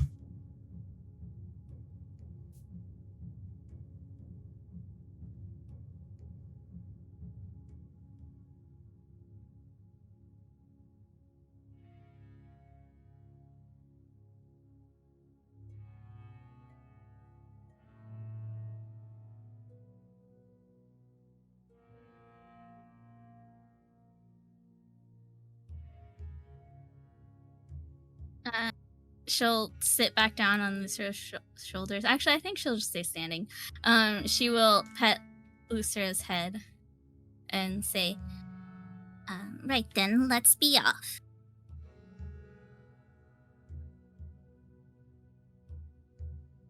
Lucero's gonna like reach up to like make sure Maki-e doesn't get displaced and like bow to the marshal.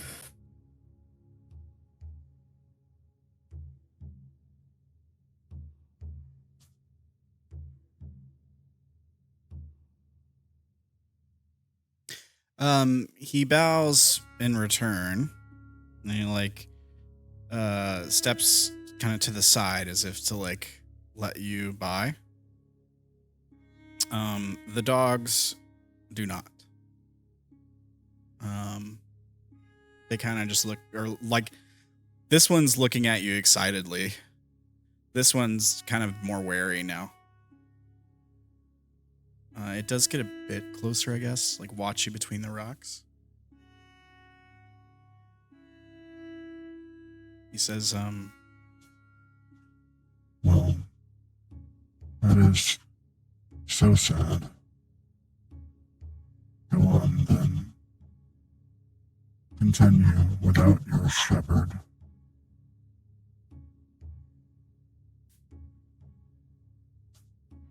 Just don't say Marshall didn't warn you.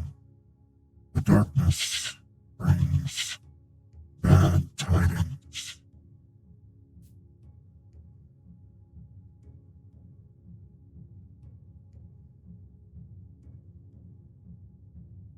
We will keep that in mind. Thank you.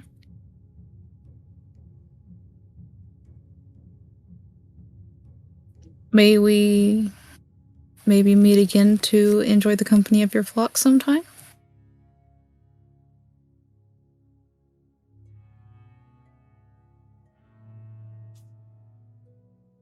We can bring them food.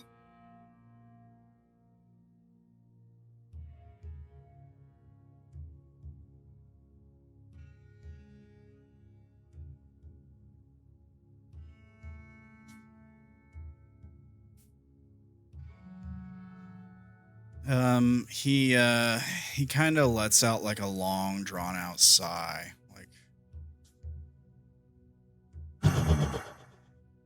Well, why wait? You can enjoy the company of our flock now as you join it. like clicks. He clicks his damn staff on the ground one more time. The dogs all, "Arr, ow, ow," like they all get aggressive. Roll initiative, everybody. God. Hang on, let me bring up the turn order first. No. Then, where's Not the the? flesh babies. There we go. Let me clear it. But and I liked the puppies. I also like to be. they like you too. They're very hungry, and you You're gonna smell kill good. them. I've got to remove. You're just No. talking about how they have food. I've got to remove. We should have made a deal that we would bring them food. I'm not gonna Maki-e kill 'em. just whispered. So, I don't. Maki-e Lucero, can you Would re-roll and Yeah. then fix your roll, Oh. please? Cursed, you got to click your token first. That way it tracks it. It's okay. We'll change it to a 9.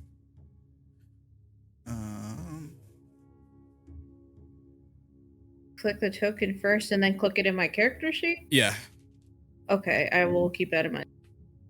Quick question: would Candor, who I believe was sneaking around, have did he roll a stealth actually? He didn't have to. He's invisible. He never had to because I was, or he never told me to because I was invisible, I guess. Oh, okay. Does he get a surprise round? Yeah. Yeah, I guess if he wants to. Yeah, mostly the thing that I wanted to do was hop onto my broom and fucking zoom up. In the air. Okay. You Well, still you could have Get out done of that biting like the range. whole time we were talking. You could have, yeah. I mean, yeah, but I didn't know that it was going to, and I wanted Lucero to kind of know, basics of where I was to begin with. I see.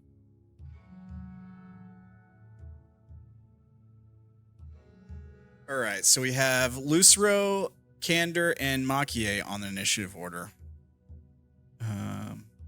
So I'm missing Cursed. So Cursed, I don't know how to put it there.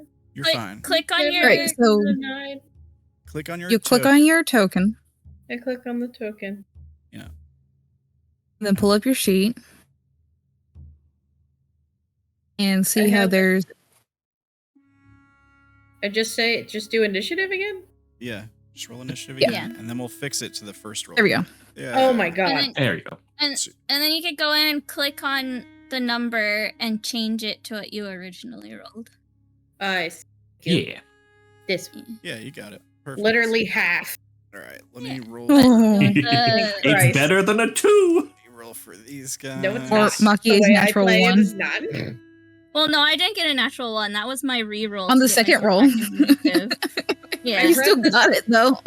I read the spell tongues, and I'm just over here like, that's a really weird spell, and then I realized what the fuck it meant. Yeah, the name is just like What we're talking about? You're not gosh. this weirdo. Oh, yes, I am, sir. You underestimate me.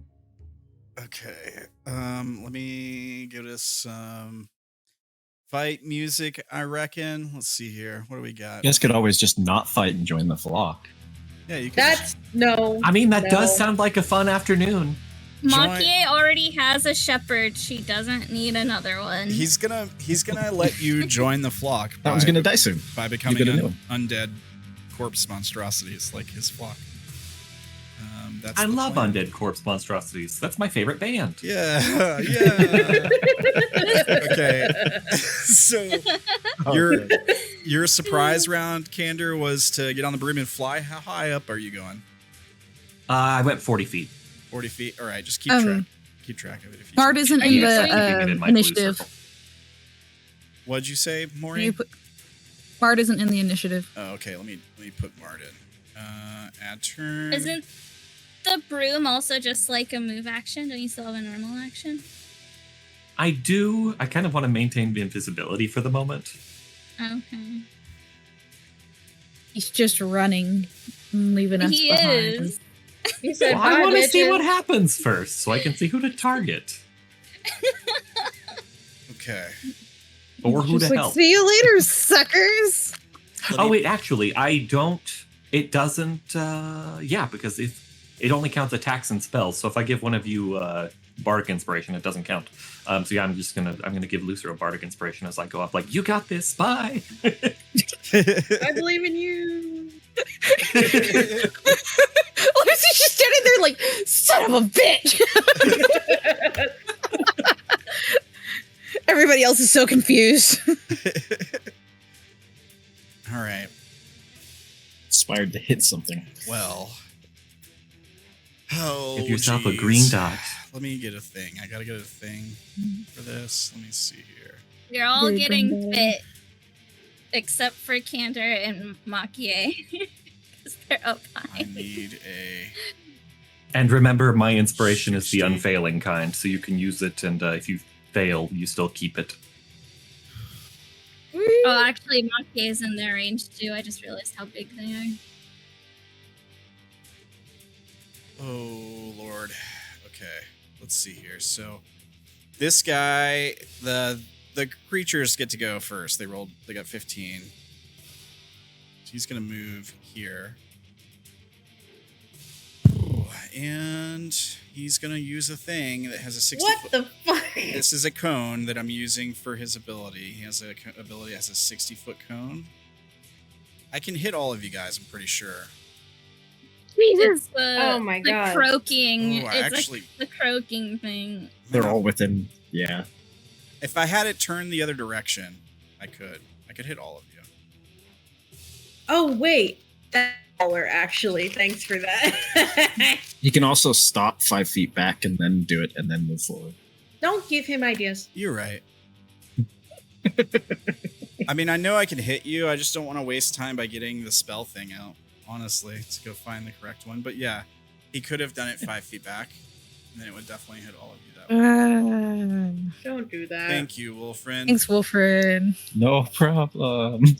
I'm so glad you're back with us, bro. All right. You know, next time you're in combat, we're gonna help him versus you. We should have done that earlier in this section. So can you all Mark. make a wisdom save, please? God. Oh, we have advantage. Just to make on sure, that. do I have to save this as well? It does. Yeah, it has a 60-foot range, so you can angle it up. Well, I mean, he doesn't know you're there. Would he? Yeah, because he doesn't know I'm there. He doesn't know you're there. No, you're fine. You're fine, Candor. Cool. Dang, Maki-e! Okay. Good Do thing I I have just- advantage. Do I just roll? Yeah, it's just a wisdom save. Is that a separate thing than a regular wisdom roll? It is. Yes, there'll be a section called saving throws, and you'll. I'm so sorry. It'll say like guys. global save modifier No, it's under okay. it. You're fine. Oh. You're fine. You'll We get, I picked saw up that earlier. you'll get the hang before of it. you We all rolled. gotta Did learn we somewhere. pick up first before we ate the hero's feast, or did we pick her up after? I know I we was- picked up Myrkrið after. I ate at the After. feast. Okay, so you ate the feast, you rolled yeah. advantage. Awesome. Yeah, you have advantage. I literally saw it earlier and don't know where it is anymore. Yeah. God Right damn at the it. top of the right top left. To the It's right, kind of right of next to dexterity. the ability Global scores. save modifier. Yeah, right above that. I see. It's a wisdom, right? Yeah. Yeah. I'm dumb as fuck, boy. You're fine. Oh, I'm not.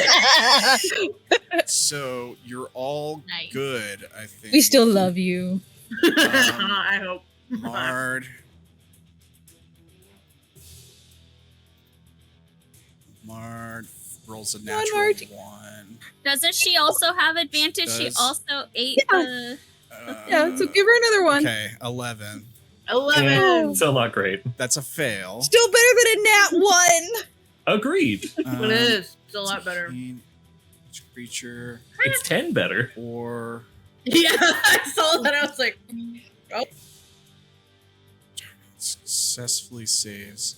Okay, so I'm going to go ahead and show you what it is because everyone else saved except Candor, who didn't get hit with it. Okay, so here's the ability. All right, so Mard takes some damage and is frightened. Oh, we are immune to being frightened. Oh, okay. Well, Mard takes This some damage. is what the let me do the notes. This is the notes from the hero's feast. Oh, okay. Good thing. you Thank have goodness. 3d10 psychic damage. Okay, so Mard takes 16 damage, which I think is more than. Then her hit point. Yeah, let me check, because she's just basically a commoner. I think commoners only have 10 HP. 4. Yay, yeah, well, first death. 4 HP. So Yay, first actual death. Mard dies immediately. God. As this thing like howls loudly towards the group of you, Mard just like blood starts gushing Passes out. from Mard's nose, and her eyes roll back in her head, and she just collapses limp to the ground. The rest of you are fine though. Does she look dead, or does she look just unconscious? She looks unconscious, I guess, because technically she would have death saves. Okay. Does she from? I forget. Wait, does the system do overkill damage? Oh yeah, you're right. Yeah, so it's like It has to be double the HP. her HP is Yeah. 4, and she took 16. So Oh. yeah, she's Oh, then yeah, she's so dead. dead. she's very dead. She's like her head I just thought you said she had explodes. 10. Her head explodes into red mist, and her headless torso falls to the ground. Her Yeah, max- I forget which ones do that, and I was like, oh. It doesn't really have to explode, but yeah, her, she's her Right, max because you're a rate should be princess. plus 12 though, because Oh, she her- had the hero piece. Oh, well, look at Oh that. yeah. So she'd have 16 exactly. I guess it is max HP. Exactly. Yeah. Okay, so she's not dead. Thank dead. you. She's unconscious. Yay. Oh, cool. Yeah. Catch. At 0. Nice. All right. Okay. That's that one's turn.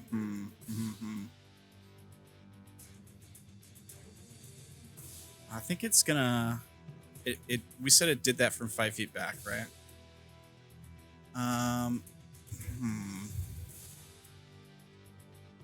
Quick attack of opportunity. You think? I mean, if you got 10-foot reach, you're probably gonna get an attack of opportunity because I'm gonna back him up. Actually, I think. I don't think my Warhammer gives me reach. I don't think anybody does, unfortunately. It croaks at you.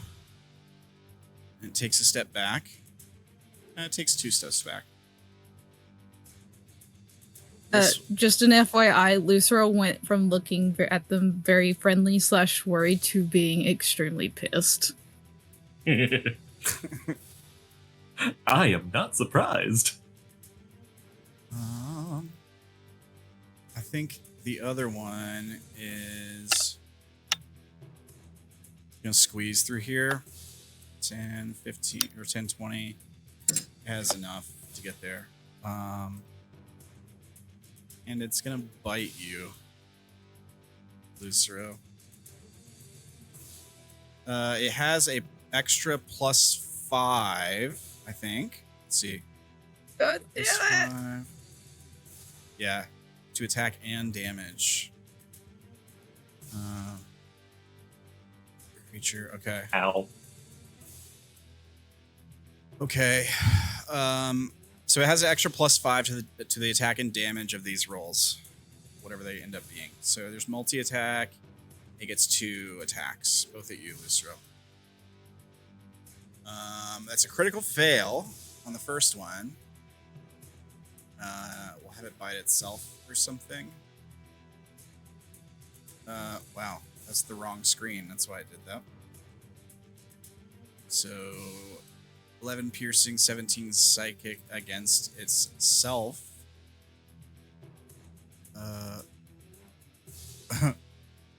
Okay.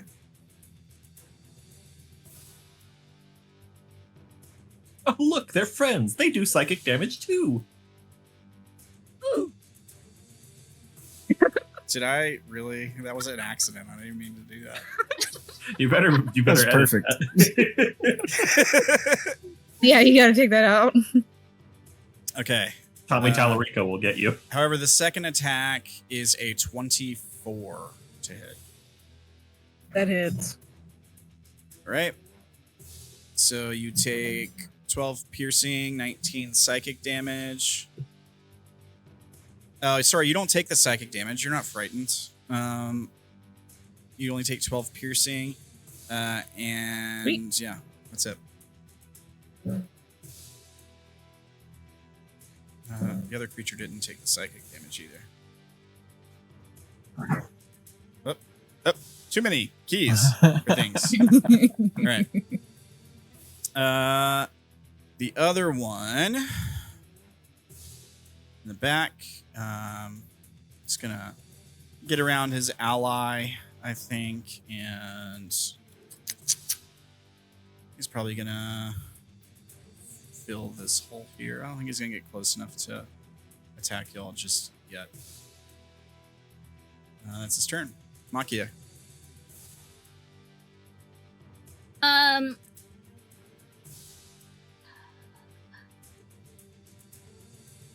I think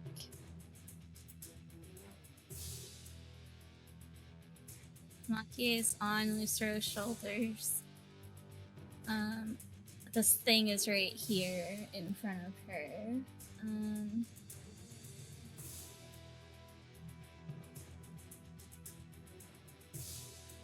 Alright, Maki-e is going to flash at the creature from over Lucero's head. Here is the first. Nice. 25. And the second. Oh, yeah. So you hit and then you crit. So this is for the first one, and here's for the crit. 17. 28. I forgot I also get sneak attack on one of them. So let me do for the nice. 28 plus 11. Because I have an 39. ally in 5 feet. Okay. I think so. 39. Yeah. And then I am going to spend a key point to Flurry of Blows. And I have, with that, double checking real quick.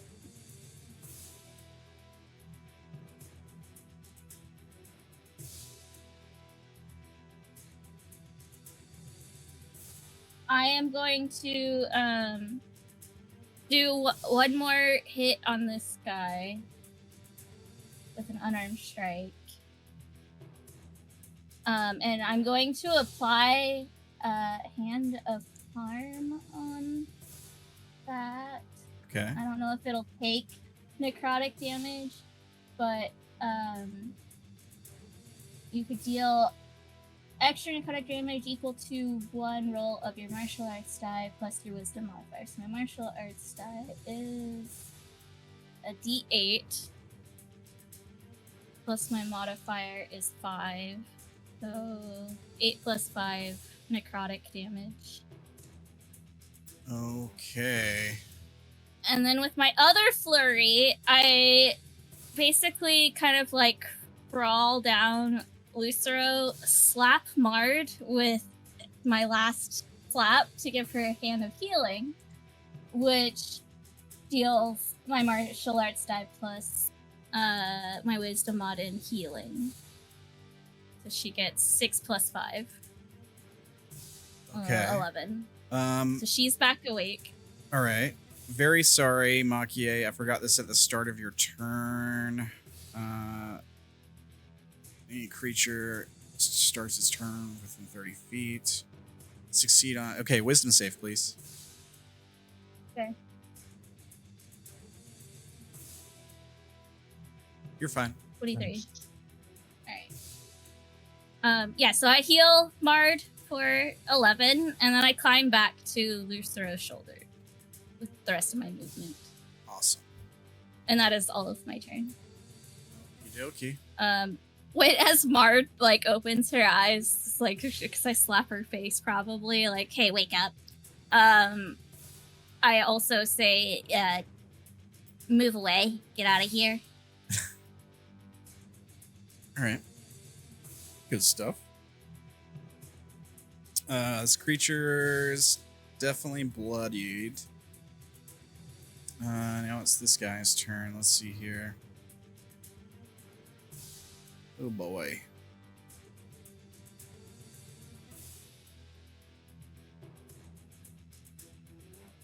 But 10-foot radius. Oh boy. Or So when I hit with the necrotic damage, did it seem like it did anything? it did. It did take damage Okay, from that. cool. Excellent.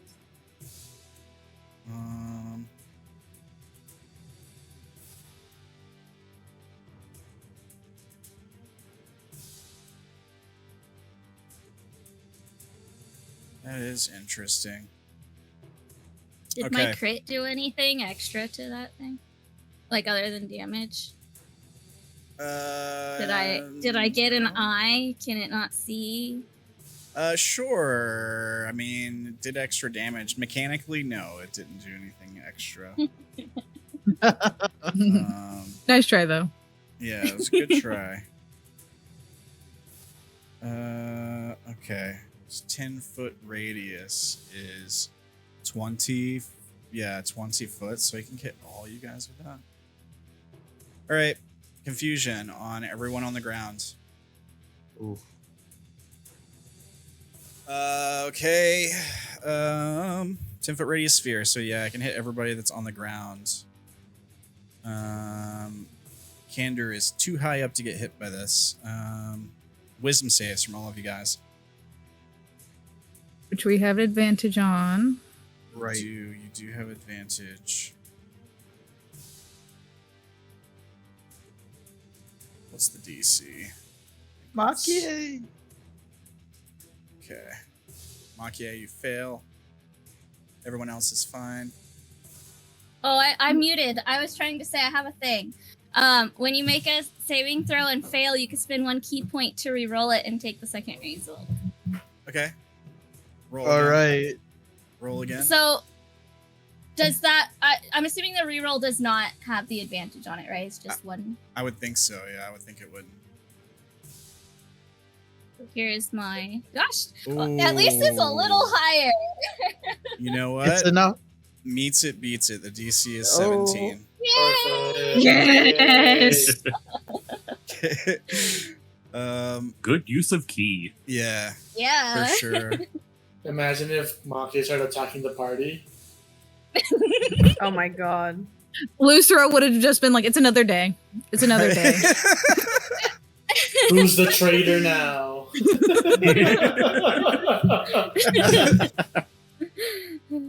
Yeah, so he cast this spell, and then he kind of like, and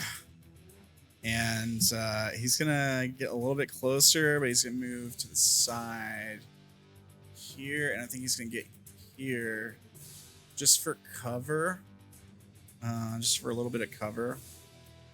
Let's see here. All right, I'm just looking at some stuff. Don't mind me.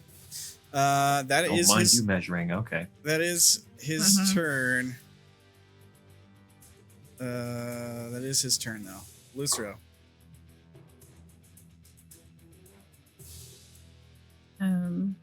Bonus action. sorry, My blade song. Sorry, Lucero. Wisdom save at the start of your turn.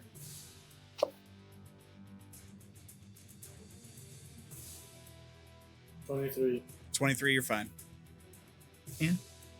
I'm gonna start off activating my blade song. I would like that higher AC, please. Yeah. Go for it. And then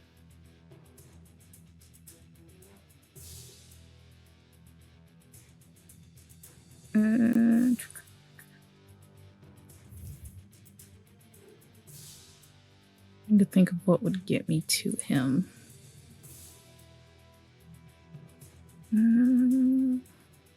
Don't you have a broom as well?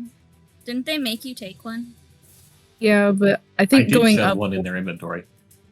Yeah, but going up will get me attack of opportunity with the one dude. That's true. I know Yeah. I have it. It's just finding the spell. Yeah, no worries.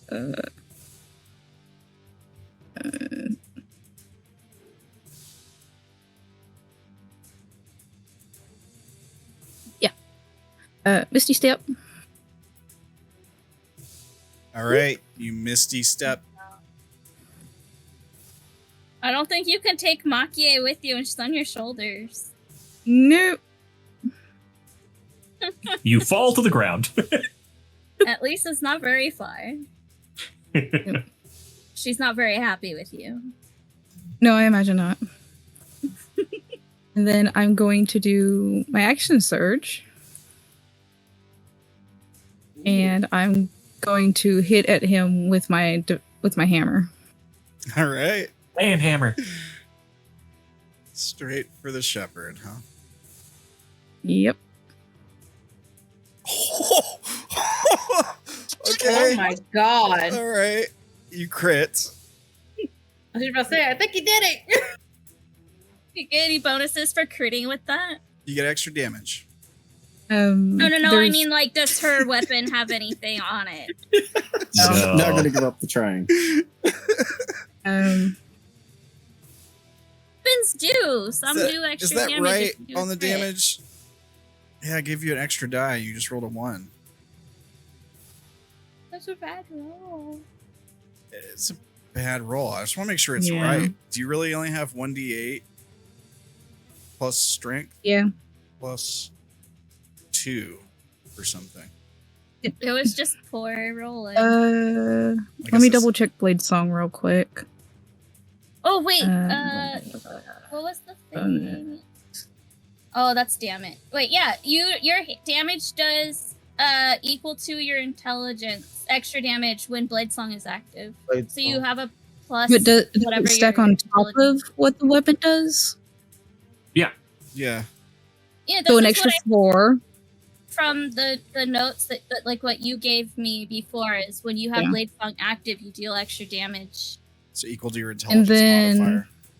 All right. Yeah. I also have Crusher, which on a crit can move them up to 5 feet.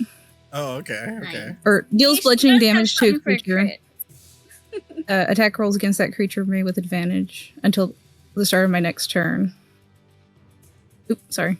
Okay, so Crusher, once per turn when you hit a creature with an attack that deals bludgeoning damage, you can move it 5 feet, provided the target is no more But than one size larger. when you score a critical hit that deals bludgeoning damage to a creature, attack rolls against that creature are made with advantage until the start of your next turn. Okay. So you could just not move it and attack again. Yeah. So that means this next attack has advantage. Yeah, okay. Precious 24. armor. Good thing you had advantage, I'll tell you that right now. Yeah. Okay, so you did what was your total damage on that last hit? It was 10 plus your intelligence modifier. 4, yeah. So 14. Okay. And this one will be 18 because it doesn't add my int on this either. I'm hitting all the wrong buttons. Give me a second. Sorry.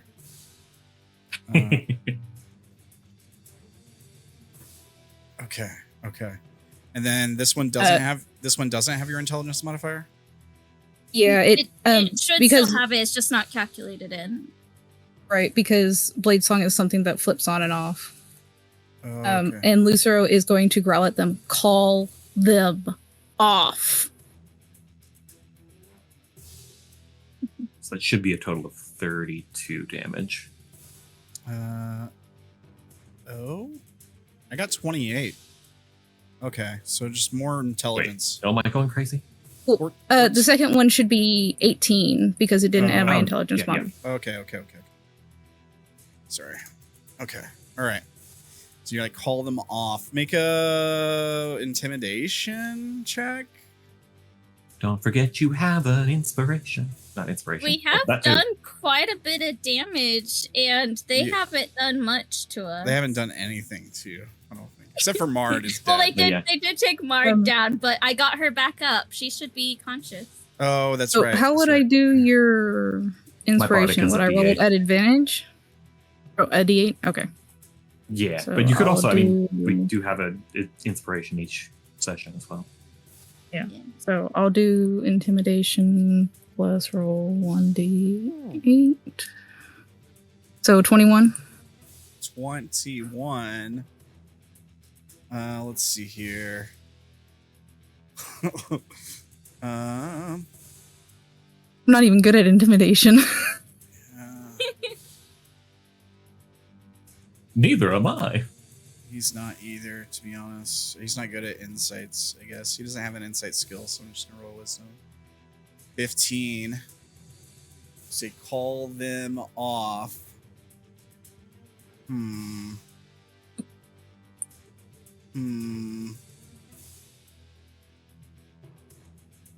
I think I gave you the roll, so I kind of feel like he has to do something. Let's see here. Did he? Where's my thing? Stop. Whoops, I stopped the music. I didn't mean to. Yeah, It's a true stop. yeah, it is a true stop. There we go. Yeah, he tells them to stop. The creature that's here, that you've already beat up on, is not listening.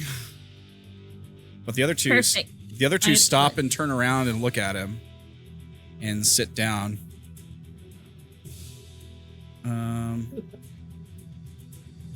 He stops what he's doing too. You've bought yourself a turn with these three at least, depending on what happens next. Does he notice the one doesn't seem to be listening to him? Like it's not. Well, he just got his face wrecked by Divine Warhammer. That's true. He probably. Doesn't know. So I'm not sure. He's probably aching real good. Yeah, he's probably not really looking. He's shouting for them to stop, but he's looking at Lucero, who just smacked. He has a very tiny, angry changeling standing over top of him. Yeah. At least from his perspective. Okay, is that your turn, Lucero? Yeah. All right. Cursed.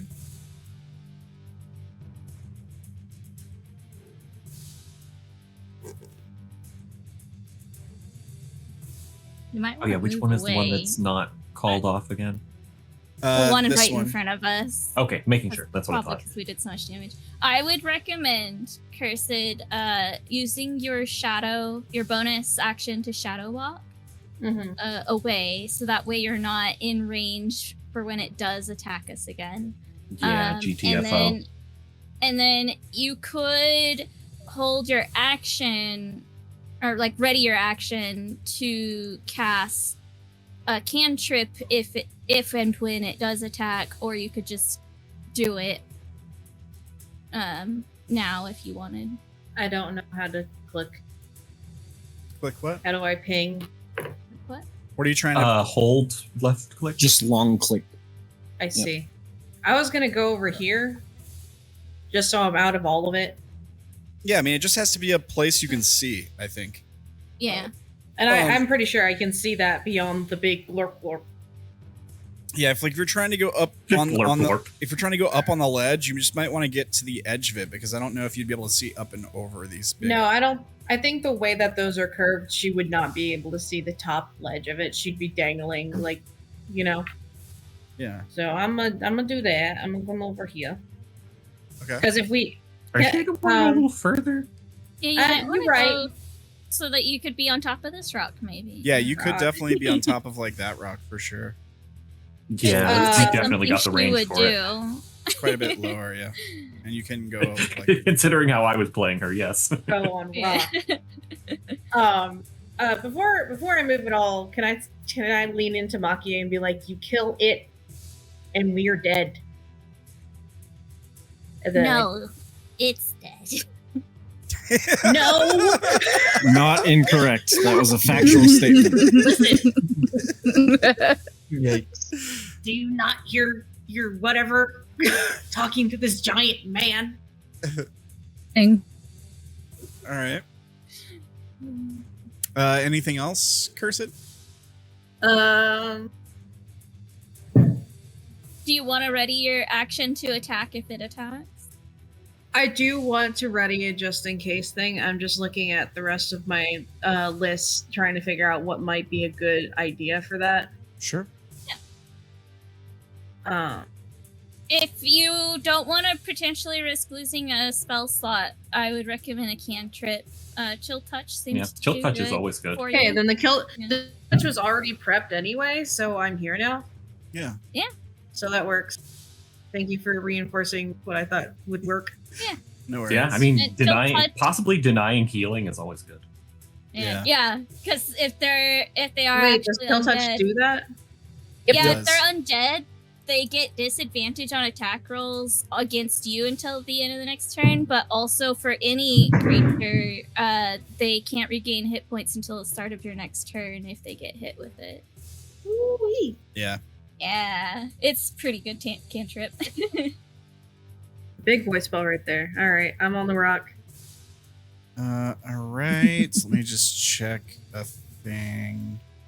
Were you within? You were right there next to Maki-e, right? I was right next to Maki-e. I told her not to kill it. She sassed me, and I went on the rock. All right. I am sorry, but it's not like he can stop himself from doing this. I need a wisdom save from you. for the God start. damn it! It should have been at the start. You have advantage. You do have advantage. Yeah, you It have should have been at the advantage. start of your Never turn. did. That's my bad. I keep forgetting about Also, this. it's not like he wasn't trying to not fight anyways.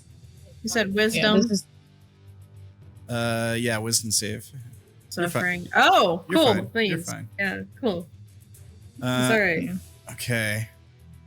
This is a creature ability, not something that can help. Yeah. It's an Oh, aura. I It's see. an I see. aura. Excuse Yeah. me. I thought this was lasting effects from some. Candor. You're invisible. You're up in the air. What do you do? I am both of these things, yes.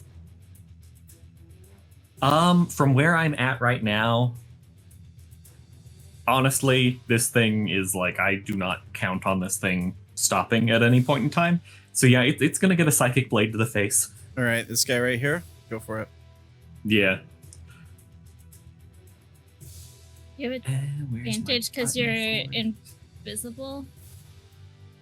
And doesn't I should, right? Yeah, you have. It's stealth basically. You're attacking from stealth, so yeah. Yeah.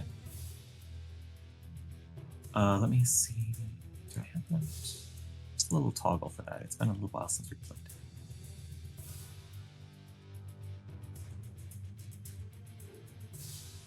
Oh, right. I've got it set to that. Okay, cool. Oh yeah, also don't forget to toggle your sneak attack. Yeah, you have sneak attack too.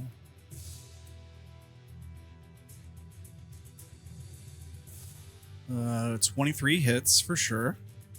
Cool. I don't know how to toggle. Oh, that's how you toggle it. Okay, good to know for next time. I didn't know that you could toggle that on. Yeah, if it's global damage modifiers, then it. Of course, I rolled very low for it. Okay. I mean, 13 is still not bad. Like, Maki-e did not... Like, she did 11, I think, and that was the max she could do. Oh, no, she could have done 12. 17 psychic damage. My invisibility is gone. All right. Yeah, and then I'm gonna go ahead and fly up further and actually fly over, like, on top of him. Okay. So now I'm at 70 feet in the air. All right. Okay. He's not looking so good.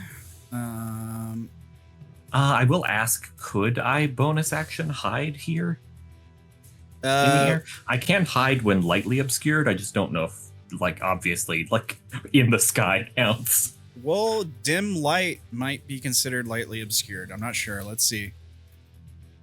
Is dim light... Plus you're 70 feet away, like... Up in the sky. Like usually and you're not glowing. Usually you would need cover, but you can hide in light obscurement. The question is dim light obscurement? Is dim light obscure? I don't know. This is one of those things. Yes, dim light is lightly obscured. Okay, then yes, you can hide in the sky with no cover. Nice. You can do it. Use stealth. Yeah, make a stealth roll. And I believe, yes, I get advantage because I have my thing on.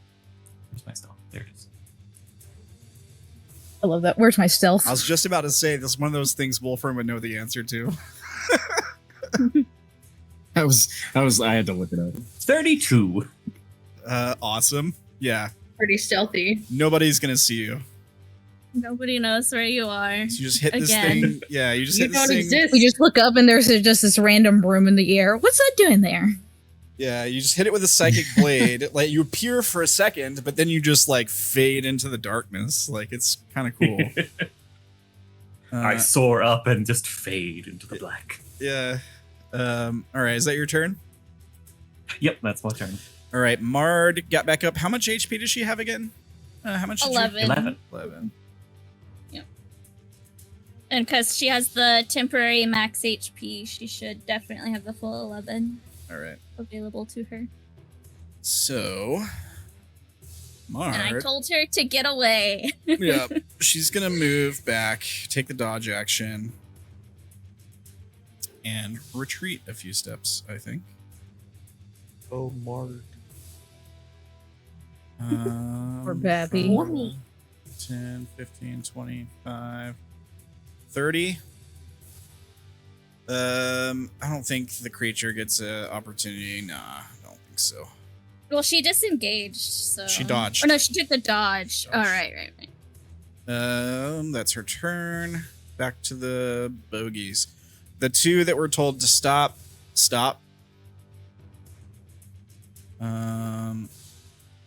The other one does not. Let's let's see. Let's roll to see if it recharges. It does.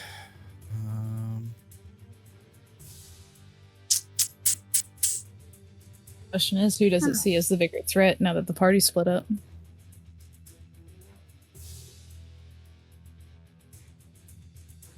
Yeah. This little me right in front of it. You've done, as far as it's concerned, you've done all the damage to it that it's taken.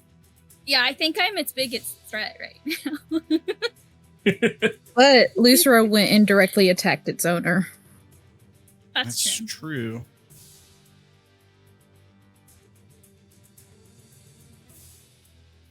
Also, Lucero is just in general a bigger individual than Maki-e is. Yeah, Maki is size small. And Lucero has the glowy thing. And based on... Also got a weird, annoying flying thing above it. Well, it doesn't know you're there. It can't see. Disappeared. It's somewhere above it.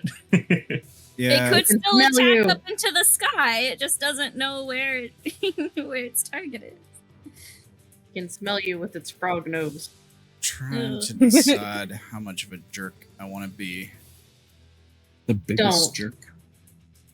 The funny part is, I kind of did this to like You're a DM. potentially. I'm gonna bait give out him an a attack roll just because up into the air. they're not super smart. So I'm gonna give him an intelligence roll.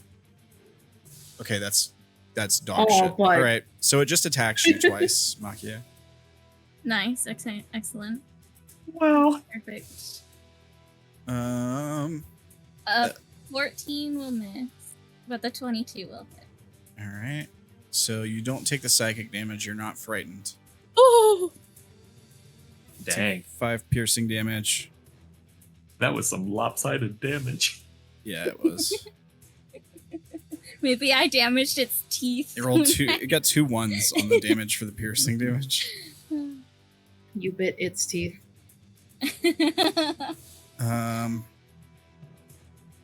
That's their turn. Maki-e. All right. I will call out.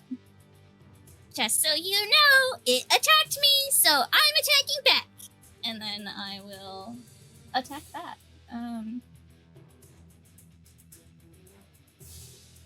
17 or 27. 27. You hit. From- Yeah. There you go. All right. 6. I no longer get my sneak attack because nobody's in my range. All right. Here's my second one. Yep. Another 27. 10. Okay. Blasting.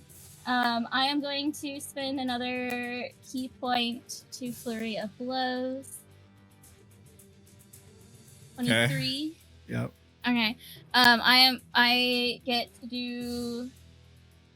Alright, make sure yes, I am going to do a hand of harm. I can only do this once per turn. So 2 plus 5, so plus 7 necrotic. And with that is also 12 bludgeoning. All right. What does it look like when you kill this thing with necrotic damage? Oh, okay. Well, she first would have to hit it to do the necrotic, so she sort of punched it, and then some dark energies just go in and finish it off. Just go inside, and then its eyes go dim. Yeah. And then she punches it for the second time because she flurried of blows. And You just keep punching. Just keep punching. yeah. What do? We punch. She's gotta be sure, you know. Yeah. You And probably then hear a she very will- tired sigh at that. And then she will stand, like maybe she'll kind of go and stand on top of it and pose like victory, like I did this. Dear me. All right. Good job. Is that your turn? No, she's also gonna call out and say, and this is what happens when you don't listen to the deal. Oh my god. And now she's done. Okay.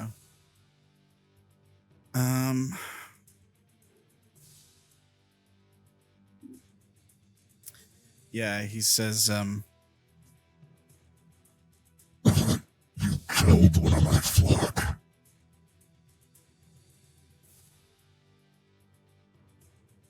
It attacked me first. he's talking to Lucero. Maki-e still calls that out.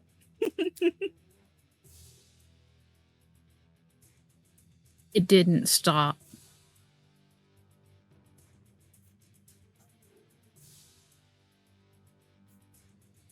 It was already wounded. It did not know better.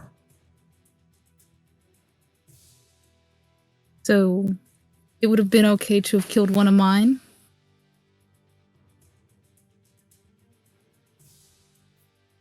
What?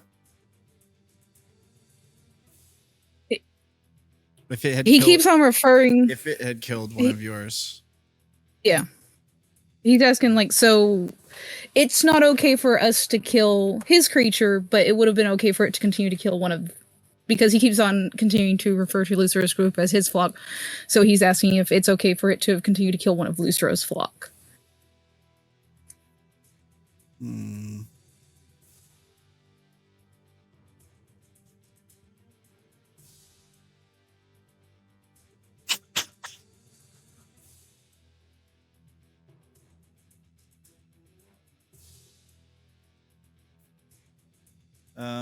Let's see here. Let me make a roll for this guy.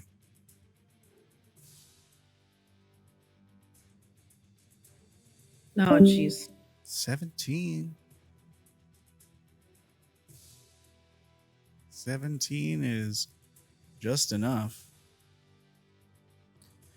Okay.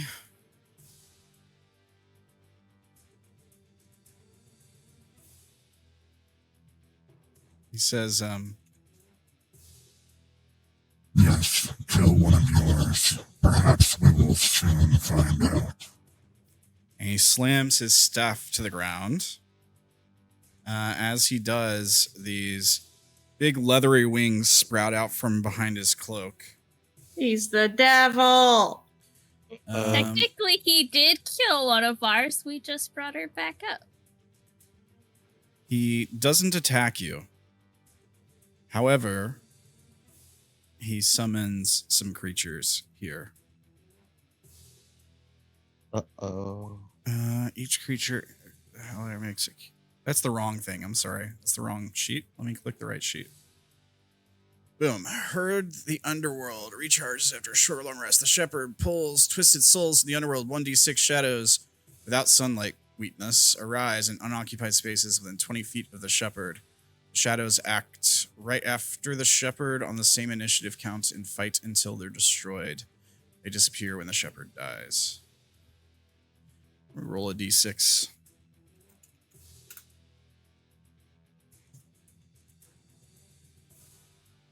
I keep on hitting that by accident. 5 shadows. All right.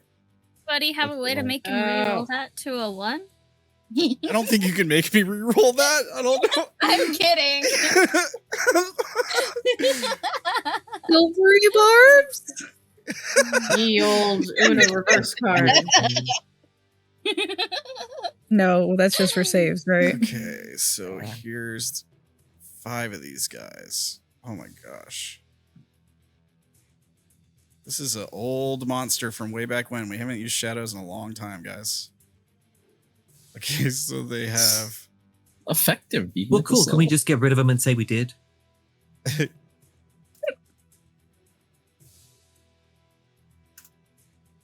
Don't have to do anything.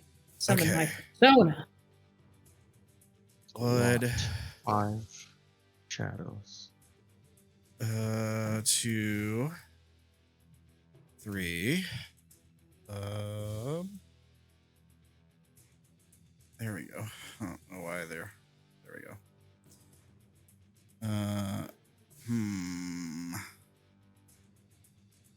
I'll put 1 up there with you, Cursed. Or Cursed, you got a friend. I don't want it. Is it too far? Oh, no, never mind. No, it is 20. It's within 20 feet. Sorry, Wait, I don't know how I was counting it. Are these down here too far? No, they're still 20. No. Okay. We're good. It's if you put any by Mars, that would definitely be too far. But yeah, I thought the one with cursive was just like one too far, but no, it's fine. What was it he said earlier about the darkness? Carries bad tidings. Brings bad Bad tidings. Yeah. He says, Put it back. I told you the darkness brings bad tidings. Now meet them. No. That's his turn. However, they get to go right after him. So they do attack. They cannot be stopped from attacking, apparently. Also, they are undead, so they have a bonus to their rolls because of his feature. They have a +5 to all attack and damage. So it's not good. No, you know what these things do if they hit you. Yeah. What was the trigger for Cursed's ready? If the wasn't she creature going to attacks. attack If the when creature the creature attacks. attacked? Yeah. It did attack, but we didn't have her trigger, but that's fine because Oh yeah, the did it. monster attacked you. Yeah, the dog. yeah. It's dead now, so she can use it. I'll let her use it now as the shadows attack all of you. As these shadows appear, one of them appears next to you, Cursed. A couple of them appear around Lucero and Maki-e. They're clearly attacking the group of you. You can trigger a reaction and attack with a cantrip. Question is, which one are you attacking? If you attack the one next to you, you have disadvantage because it's ranged in melee. Oh shit. Chill touch goes like so far. Yeah, that's another reason it's good. I feel like since it's prepped and it's ranged, I should hit. I want to hit the biggie. This guy? It's not attacking, so you can't. Oh, Yeah, fuck. he's technically not attacking right now, but the dogs are back on alert. They're about to attack on their next turn. But We already killed one dog. The shadows are the only ones attacking right now, so you can hit any of the shadows. Oh, I see. Excuse me. Fortunate. Right on. Let me hit the one by Candor. I'm in the air, so I'm fine. Well, fuck. It's gonna attack Maki-e. So It's good. Yeah. it's Well, gonna let me take kill. time. Let me do that then. yeah, you can attack. Yeah, that there we one. go. Go for it. Click. Nothing happened. How do I use this? You just click it. It should. I clicked it. It says no. Does Where it? did you click it from? I'm clicking the NPC card. Hold on. Wait a second. I Oh. know what I swear to God. Mhm. Yeah. Oh. There you go. Go. It's good. So I think that's good. you hit with a 19 or a 20. Maki-e is posted in our description for the spell. So now click the purple chill touch. yeah, where it shows your roll in the chat, Yeah, exactly. Yeah, click where it purple chill touch and that'll roll Click the this damage. little button thing. in the Yep. in the chat. Yeah. 28. Perfect. Okay, perfect. It's a lot. Dang, yeah. 28 necrotic damage. It does nothing. It does nothing to the creature. What? It does Yeah, have that's why I said it disadvantage was on attack unfortunate. rolls. Yeah, it does still get the other effect from being in the undead. As you like reach out with your chill touch, you feel it like leave your hand and hit the creature. It strikes it true. However, it's almost like the shadow just gets darker. It's absorbing energy. Bye. As you suddenly realize you can't. I'm sorry. I didn't realize. I didn't process you saying as you suddenly realized, and I was like, okay, next So step, bonus action. I love how It's you will. she's be able very in character where she's just like, the party. Bye. You will be able to move. You still have your bonus action to teleport, and you can move still if you want to. But like, this was a reaction. This was just a held Can't action. move. This was just a okay. Yeah. So okay. So it does still get the disadvantage on attack rolls, and it can't regain hit points. Can't regain hit points. But yeah, you do suddenly you realize gotta go back cursed. She's back. You do suddenly realize that these things are immune to necrotic damage. Fuck. Oh my Hey, gosh! good to know. They can also do some crazy stuff in the dark here. I am glad I'm in the air. They can hide take the hide action as a bonus action. Oh, they're little thieves.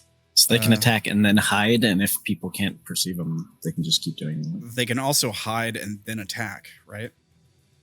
Yeah. Yes, to get advantage. Yeah. The ones so Lucero, But then they can't hide again, so they can be attacked. Right. That's true. Yeah. Okay. I'll take that into consideration. Also, Lucero, you're emitting light, right? Yep. Okay. They're not in Bright light to 5 now. feet. Yeah. They don't have their sunlight weakness that Shadows normally has. It says that in his ability specifically when he summons them. He summons them without sunlight weakness, but that light prevents them from doing shadow stealth on you still. So that's good. Nice. Okay. So I'm gonna have them attack first and then hide, and we'll see how it goes from there. So the two on you, Maki-e, they have a +5 to their attack roll and damage roll. So you're gonna get 2 attacks on you. 1, 2, +5 to each of them. So a 12 and a 28. The 12 will miss, but the 28 will hit. Okay. So you take an extra 5 damage to whatever it rolls here. Did it roll anything? What the? Whoa, it just rolled I nothing. think it's That's thinking. weird. No, it's not programmed No, correctly. that's empty. It's programmed right on the sheet.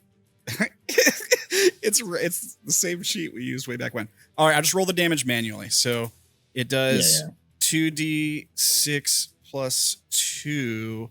It has a +5 to this damage. It's necrotic damage. 9 plus 5, 14 necrotic damage. Your strength score is reduced, Maki-e, by 1d4. Roll a d4. Oh.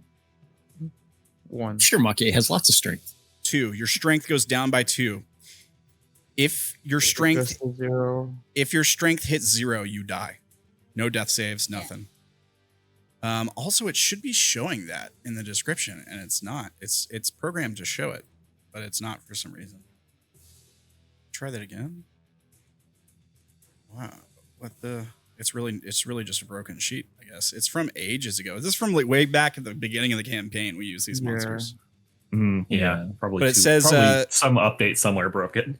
Yeah, it says in the description, it says the target strength score is reduced by 1d4. The target dies if this reduces the strength to 0. Otherwise, the reduction lasts until the target finishes a short or long rest. If a non-evil humanoid dies from this attack, a new shadow rises from the corpse 1d4 hours later.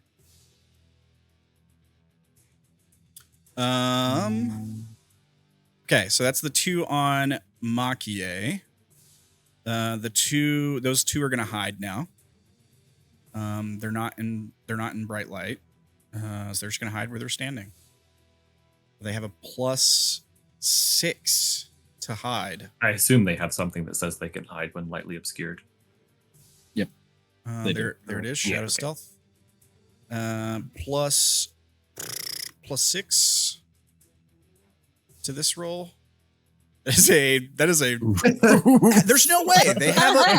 They have a natural +4. What did I roll there? It rolled +0. So that should be it rolled natural 2. So it should be a 6. 12. +6, 12, yeah. Still lower than both of our passives, I think. Yeah. Try for the other one, maybe. Yeah, I'll give the other one a chance here. You rolled a natural 3, yeah, so a 13. Which is lower than both y'all's passive. Or yeah, I'm guessing. Maki-e's passive is high. You can't right? hide from me. Yeah. Okay, so the 2 by Lucero are going to attack Lucero. Same thing. They got +5s to attack and damage rolls. 1 crit. No. 16 misses, right? 16 misses. However, the 29 crit hits, right? Yeah. There's nothing I can do about that either. Okay. So it's, let me roll damage manually here. It's 2d6 plus 2 plus 5. D6 plus 2 plus 5. I'll just roll it so we don't have to calculate it. Oh, wow, it's low. 10 damage. I'm sorry, it should be an extra 2d6, right? For the crit? Right. It'd be doubled. Oh, okay. So it'd be 6 plus 2, 8 plus 5 is 13. 13 damage. And roll a d4.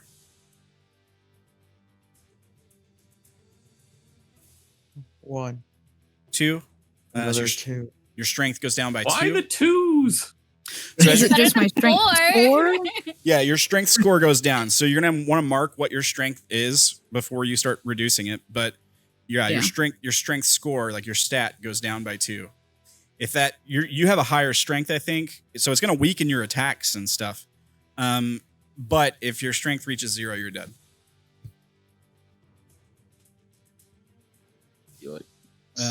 They're also gonna they're not gonna back up because if they get opportunity attack from you.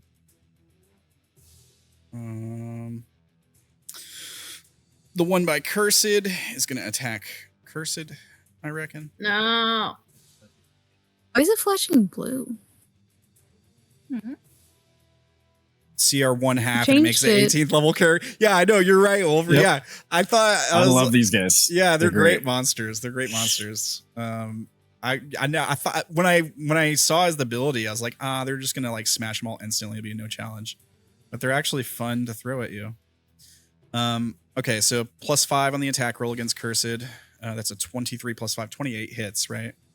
Yeah. So the damage is gonna be a 2d6 + 7. That's with the increase. 11 damage, and then roll me a d4. Whoa, hold on. All right, 1d4. It's Yeah. a 3. Oh god. Did you? No. Yeah, your strength goes down by 3. Mark what your strength is now, before you reduce it. But you're going to reduce it by 3. Did you take the HP off your token? I did not yet. I got you. Lucero. God, I'm losing my mind. What's your strength at right now? And your strength. It's the bottom number, right? Yes. Oh, it's less terrible than I thought, but it's still bad.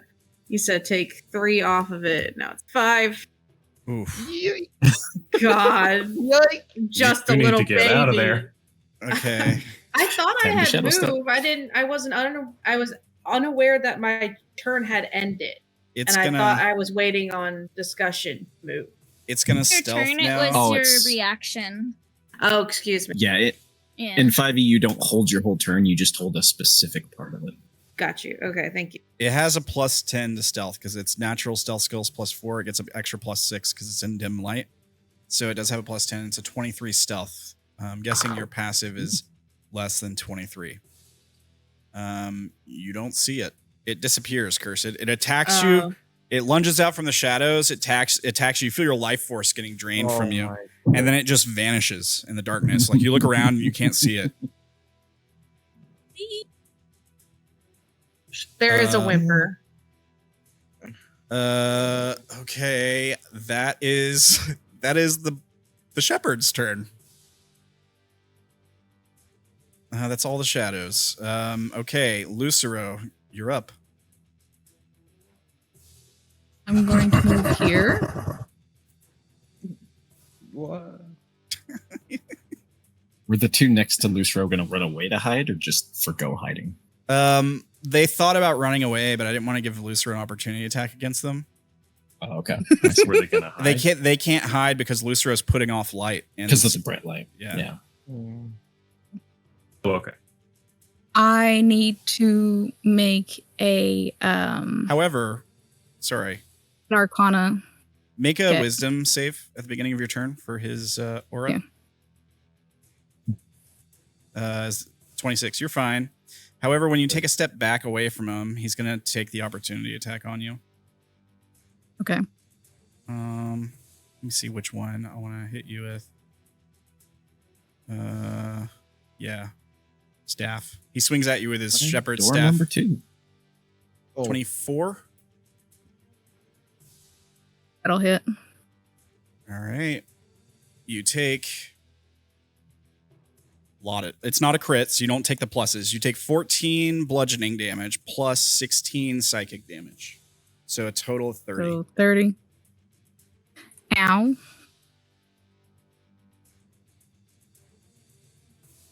I haven't heard silvery barbs all night. I know, it's been a great night, right? It's been a fantastic night of D&D.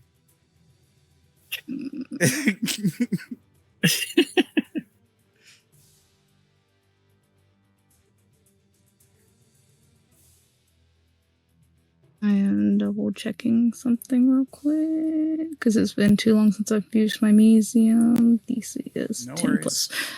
Take your time. Twice the level. So I need a 22 Arcana or higher. This is going to be fun. See Wolfrin with the LOLs in the Twitch chat after I said chin sack earlier. Thank you, Wolfrin. Okay. It's not advantage. Yes! Okay. Wow. Nice. You killed that. I am sunbeaming his ass. You're sunbeaming the shepherd. Oh. Okay. And because it's a line, it also gets the shadow. Yeah, it'll get the shadow in front of you at the very least. Okay. Each creature to line makes a con save. Okay, con save against your spell save DC, which is 18, right?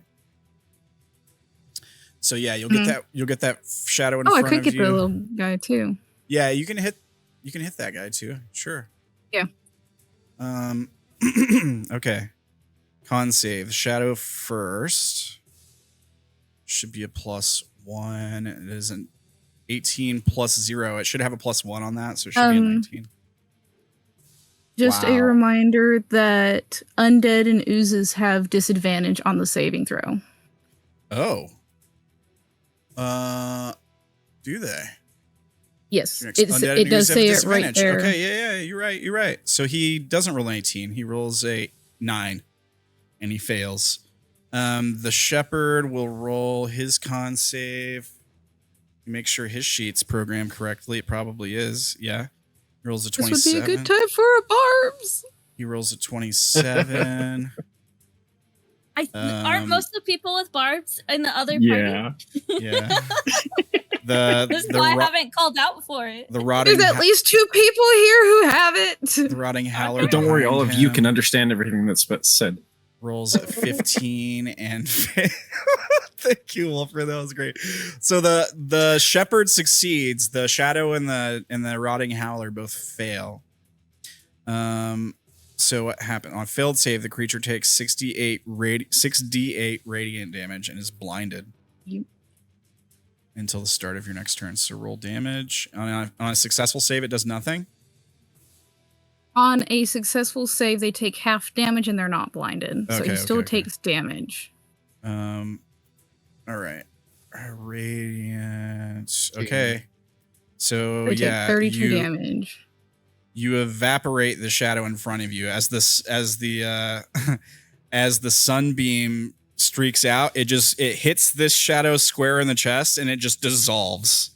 And it burns through it. Hits the shepherd tries to jump out of the way, but it catches him. And he takes 16 radiant damage. Let me make sure he's not weak to it or something. Okay. And then the howler behind him takes 32. And it's not weak to it or anything. Okay. But it is blind, so let me mark that. Where's our blind? There we go. Okay. Yeah. He was laughing at you as you sort of retreated. He stops laughing when he gets hit with the sunbeam. For the duration, a mode of brilliant radiance shines in your hand. It sheds bright light in a 30-foot radius and dim light for an additional 30 feet. So you're just like holding this huge light that washes over the whole area. Bright light for 30 feet. Is that right? Is it concentration? It is. Mm-hmm. Cursed is less than 30 feet from you. I'm pretty sure. Just sorry, Cursed. So what happens is... Can't believe you've done this. Cursed's in bright light now, so you can't teleport Cursed, but the shadow that disappeared near you, you suddenly see it again. It can't hide from you now. Nice. Like you suddenly realize, oh, it was hiding there in the darkness and it's still there. All right. What else you got, Lucero? Is that your turn? That's it. All right. Good stuff. And I'm going to be doing my darndest to hold that concentration. All right. Cursed. Sorry, I'm trying to find something that I can fucking do to the shadow. So I would recommend Everything is necrotic damage. Yeah, you're a shadow sorcerer.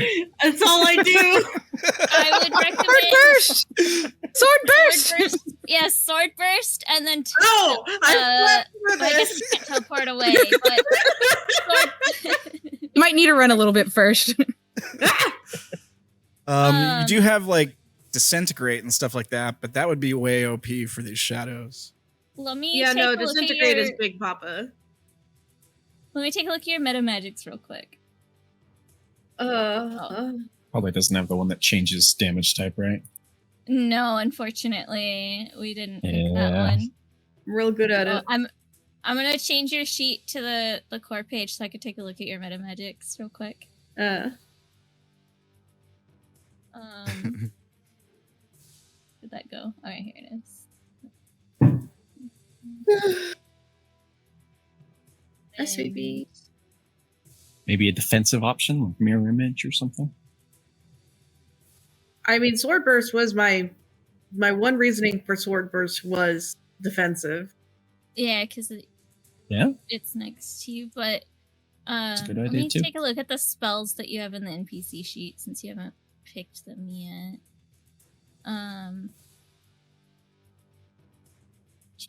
Oh. Do you have? No, you only have greater, but that's good. Okay. I recommend doing greater invisibility, but before you could do it actually after if you want, because it doesn't matter.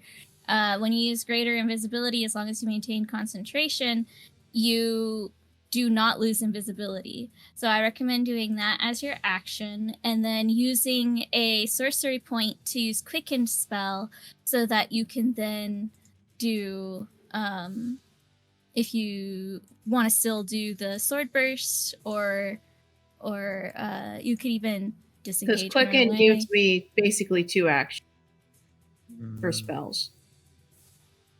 It makes a spell that costs an action a bonus action. So if you have something else, a bonus action that you want to use, you can't. But you're in bright light, so you can't use your I can't quick use escape. the bonus action. Yeah. So it would turn, like, you could turn greater invisibility into a bonus action and then use another spell that's an action. And then I can do the sword burst. If you want to still do sword burst, you can.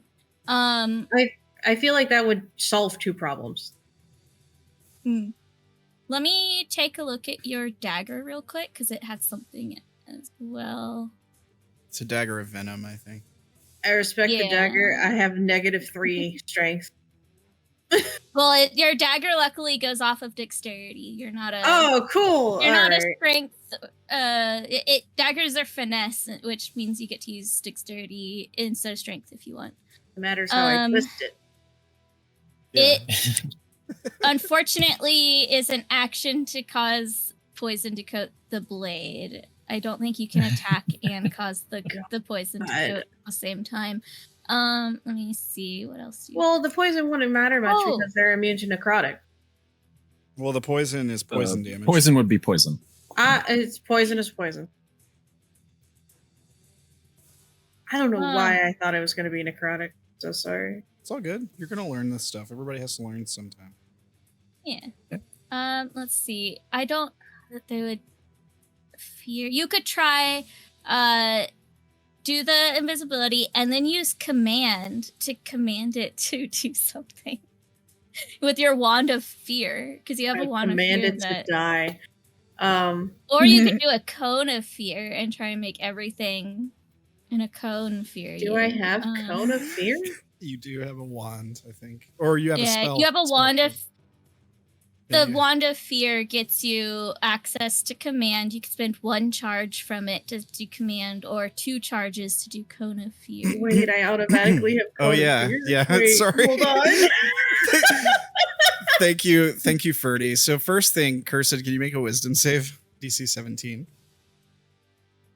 You said me make one? Yeah, you have advantage, but yeah, wisdom save. Probably not going to go well. It went well. There you fine. go. Yeah, Nice. All right, continue. Yeah, so you could do one of those if you want to, because if you can make them frightened, I don't know if they're immune or not, but if you can make them frightened, then they have to try and spend their turn moving as far away as possible from you. I have an idea. Tell me if it's gobbledygook or not. Okay. I know I seem so stuck on sword burst, but it honestly plays into this plot I've just come up with. I'm so sorry. No, it's okay. Sword burst, quicken spell, shift over a couple feet to make sure Marshall is in range of cone of fear. Yeah. Yeah. I think you could do that. Short burst with quicken spell makes it a bonus action, and then using the wand would be your action. Yeah. I think you can do that. Yeah. Yeah. These are just suggestions. Like what Wolfrin's saying in the chat. What everyone is saying is just a suggestion. You do what you want to do. Yes. I think that is a good idea that I just had. Cool. Keep in mind that if you do that, depending on how you place your cone of fear, we'll have Maki-e in the cone. Damn. Well, I think that's I do have the party is immune to advantage. fear. Oh, you're right. I'm because we of are the immune to thing. fear. Hell yeah. exactly. Yeah. Yeah, let's do that then. Nice. All right. So sword burst first. I guess click the spell. Are you using it on the shadow next to you? Is that the idea? Yeah, that's the idea. All right. Can you I don't think I have it. clickety click? You have it in the character, the PC Okay. sheet. It should be if It's you go right back there. to core. If you go back to core, though, it's at the bottom of your actions list. So under where you have like hit points and hit die and everything, there's a bunch of like weapons and spells. At the bottom is sword burst because I haven't organized it yet. I see. Thank you. Yeah. Boopity boop. Okay, so it has to make a dex save, DC 20 dex save. Holy crap. Yeah. Good Suffered. luck. +2. Let me make sure it rolls right. It didn't add the +2, but it fails anyways. It'll Yeah. take 16 force damage and momentary circle of spectral blades. All other creatures must succeed or take 1d6 force damage. Oh, okay. Yeah. Is it- Basically an AoE, but she only has one creature next to her. so if it's 1d6 force damage, how did she get 4d6? At 17. Because levels at its 17, it's 4d6. Okay, gotcha. Okay, Nice. so 16 force damage. Yeah, okay. Let me check something really quick. All right. How do you want to kill this thing? Yay. It dies. Like theater of the mind question you just asked me? Yeah, like for flavor, what does it look like For when flavor, it is dark obsidian blades with white etching, silver etching, crawling up from the ground straight into its form. Yeah. Awesome. Pretty cool. All right. Yeah, so these obsidian blades like dissipate its form and it just gets ripped apart and disintegrates, disperses, what have you. Like it. All right. Good stuff. So you still have your fear. You were gonna wand of fear. Yeah. So you Is have to it- And you have spend movement. 1 sorcery point Where are my Do sorcery points? quickened spell. Your sorcery points are, if you look where there's characteristics and all the blank stuff, your sorcery point number is under that, like right below the short I breath see. button. So that was 1 for quicken, 1 for the spell that I'm casting now, right? Or No, is it you only 2? spend a sorcery point to do the meta magic. So the spell that you're doing is a charge from your wand of fear. So you also have to Okay, decrement so that take by that one off. 2. You have to do 2 for that one because the spell that you're casting from it uses 2 charges. Okay, I do it. Okay. Is it like a 60-foot cone or something? It is a 60. And hold on. It says 30 feet. 30 feet. I'm pretty sure you can still hit all 3 of them. In the Yes. or 4 of them, I guess. The shadow too. Well, yeah. So you can barely would hit the dog guys, the howlers. Would you allow me to scuffle down off of my rock? Yeah, if you're wanting to move, you can definitely move. I want to scuffle down off the rock to be like here. Go for it. Yeah, that's fine. I'm fine with that. Here, I'll grab you a 30-foot cone here. Thank you for cone. Let me jump back over to the right page and then Ice cream cone. I would love an ice Ice cream cream cone makes right now. me Actually, I ice love a cream. drumstick. What? That is not the cone. Whoa! No, that's definitely it. Put it on the map. I copied it.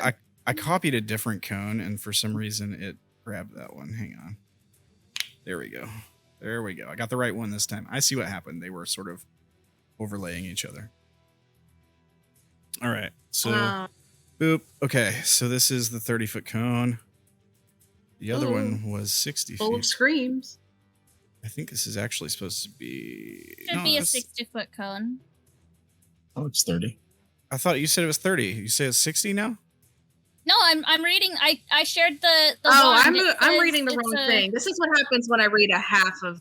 Oh. This is what happens. Well, if I'm so sorry. No, you're fine. If it's Yeah, it's 60, a 60-foot cone of amber light. yeah, I'm pretty sure you're gonna hit all of them if it's 60 foot. Let me. It can't willingly move to a space within 30 feet of you, so I was only reading one farthest enemy sentence away that is meant 35 nothing. So Yeah. No, I'm that's very still sorry. good. very if it good works. chance it hits everything. Yeah, I think it hits everything. I mean, I can get a cone and make sure, but I'm pretty sure you're gonna hit everything. Let me just. Right here. That first cone that I had was actually probably the right one. So Oh my.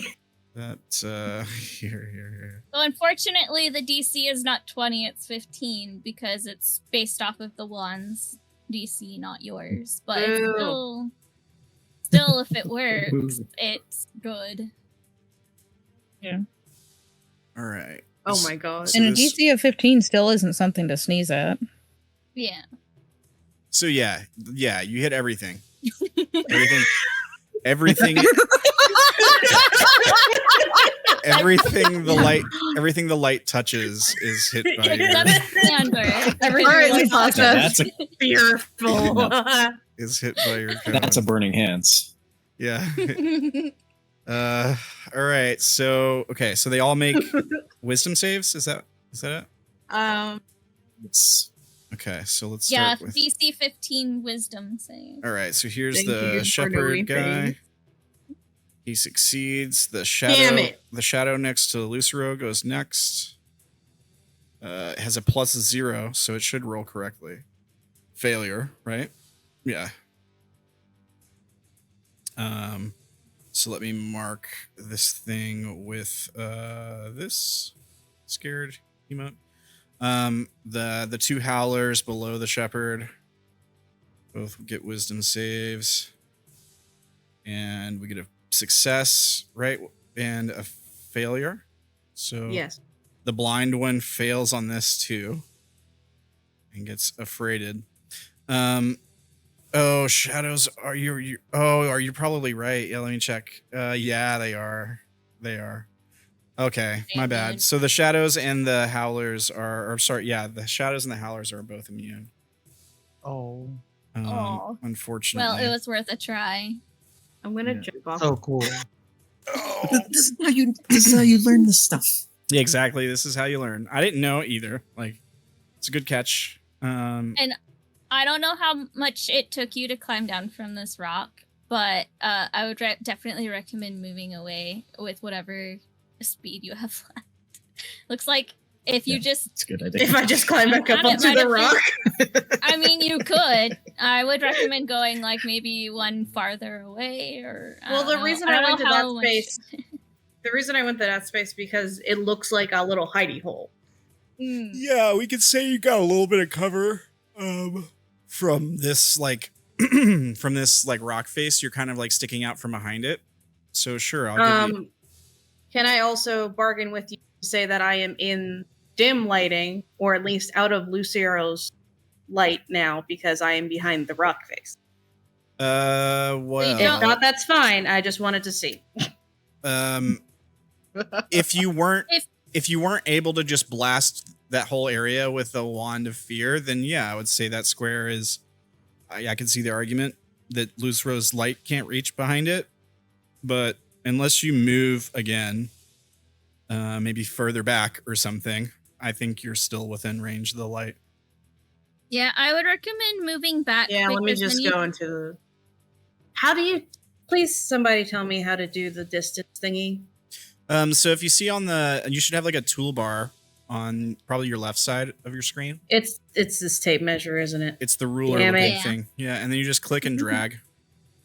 And how much movement do I even have? Hold on. So I'm gonna 10 to get down there. It was 10 feet 30. from your other square. Oh, then let me just go back in. Here. I'll go over here. Oh, I have to get out of the I'm gonna say it was ruler. like 10 feet up. So you probably either you had to climb down 10 feet or you just jumped to save the movement speed. If you jumped, you're gonna take 1d6 damage. But other than that, you're fine. But I am a frail little lady. You rolled I'll max just go damage. back up Even to frailer. this. Thanks. So you said it was 10 to get down. So it'd Yeah. be 10 But you take 6 damage from the fall. Yeah. if I didn't. And to Take get the down 10, if right? it climbs. Well, okay, so it would have been 10 to climb down and then 10 to run to where you are if you didn't jump. Oh, damn. And she has a total of 30, so... Yeah, you would still have 10 But movement speed so left. it'd be... It wouldn't be enough to get back up. It wouldn't be enough It's to get not. back up. Yeah. So let me just roll that's the that trade-off. d6 then. I already Yeah, that rolled was it. 6. I already rolled it. I rolled a 6. Damn it to hell! So you take 6 damage, but you still have God. 20 feet of movement from where you are. Hold on, I'm gonna go over here. Go over here. Okay. Is that on top of the rock? No. Yeah, you'd have to climb over that rock to get there. Is the thing. Oh, well, let me just be over here. Hold on. I have to turn the tape measure off. I'll be over here. Please? I don't think you can move that far is the thing, because you got to climb over that rock, which is 10 feet up. So Yeah. you would be able to I get would do... your climbing speed is okay. half. So if you're climbing up, it's Oh, half excuse me. movement. So you wouldn't have enough to get there. The other option I would at least is move this way. if you have 20 feet of movement, you could retreat. Well, that's back. 25. Yeah. I would let you like retreat back into this crevice over here, and then you'd be in darkness. Or I dim do light. want darkness. The And crevice. You'd also be in cover unless something comes around the corner intentionally to try to Yeah. like blast you. So like you can move in any of these squares over here, like in this area, and we're gonna say you're not actually standing on top of it, but you're like in that crevice. In the little hidey hole. Yeah. The hallway there. Yeah, that little crevice thing you can see there. Sure. I think that's good. That's like midway in the hallway. All right. Yeah, and we'll say that there you're in darkness again. You're blocked from Lucero's light. All right. I have one other question before we proceed because I just want to be able to think Sure. through my movement. The cliff face over top of Lucero. Yeah, behind him. Yeah. Yeah. What are we calling that? I'm gonna call I it think like that would be dark. Because it looks like it would be curved over. You're talking about right here, right? I'm talking about right there, yeah. What do you say? What are we calling that? You mean like how high is it? No, how dark is it? Oh, up here it's dark. Like Lucero's light isn't going over the top of it, but This is nice to hear. Thank it's hitting the wall of it though, right? But it's not like hitting the top of it. Like And she's no, that's what I mean. Yeah. So I'm teleporting up there thinking. next turn. Yeah, Correct. I'm thinking that like here is a curved wall, but it kind of like goes over just a smidge so that it's preventing light from getting to the actual top of that rock. Yeah, for sure. Yeah. You could stand up there and blast people down below you, and then just like this is the plan. Lean back and you're in darkness. Make note of it for next time because it is past time. Is it past time? Oh man. Yeah. Oh we man. should probably finish the round. The round. Yeah. All right. Is that the end of Cursed's turn? He did everything. Yeah, I think so. All right, Candor. It's just Candor and then Mard, and then that's it. Yeah. I thought Mard was the top. Nah, Mard got a 7. Bottom. Oh. What are you, Zach? Are you with us? Have you come back yet? Yeah, I'm here. Okay, sorry. I thought we lost you. It's your turn, bud. Yeah. Sorry, I thought I had talked earlier. I guess my push to talk was not working for a second there. Yeah, I'm gonna probably just keep it simple and try and help out with the shadows attacking Maki-e. So yeah, I'm gonna swoop down a little bit so that I'm in range. So let's see, I'll go to maybe 50 feet in the air. Okay. And I'll attack the one kind of in front of me, just to make it easier. Yeah, all right. Okay. And I'm going to toggle the sneak attack just in case, because I am hidden. Excuse me, sorry. Yeah, you're hidden. Also, there's an ally within 5 feet of him. Yeah.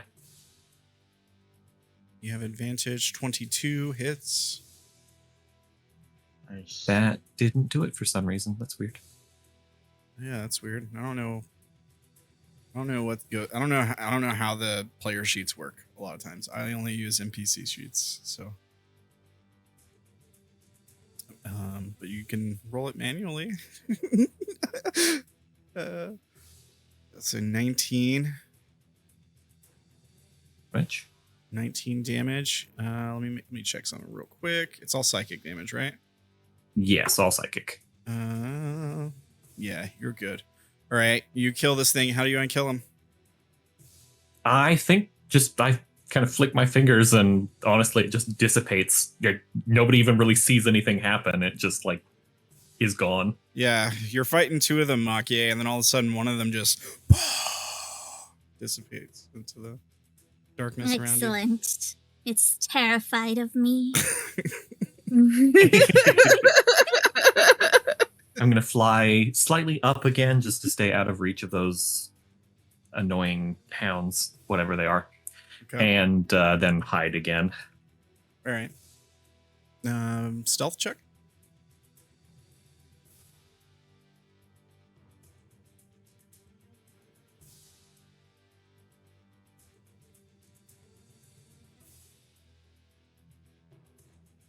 $22. Hold on. No, actually, that is a 24. Okay. I have. You can't roll under a 10. Yeah. Right on. Reliable talent is so OP. Yeah. Good stuff. Good stuff, dude. All right. I know what I'm getting. So, is that your turn? That is it. Yep. Good stuff. Mard. She told to get away. Run, baby, run. She's gotten away, but she doesn't really have cover. So she's gonna sprint across to try to get cover. 5, 10, 15, 25. And she's got cover there. Dodge action.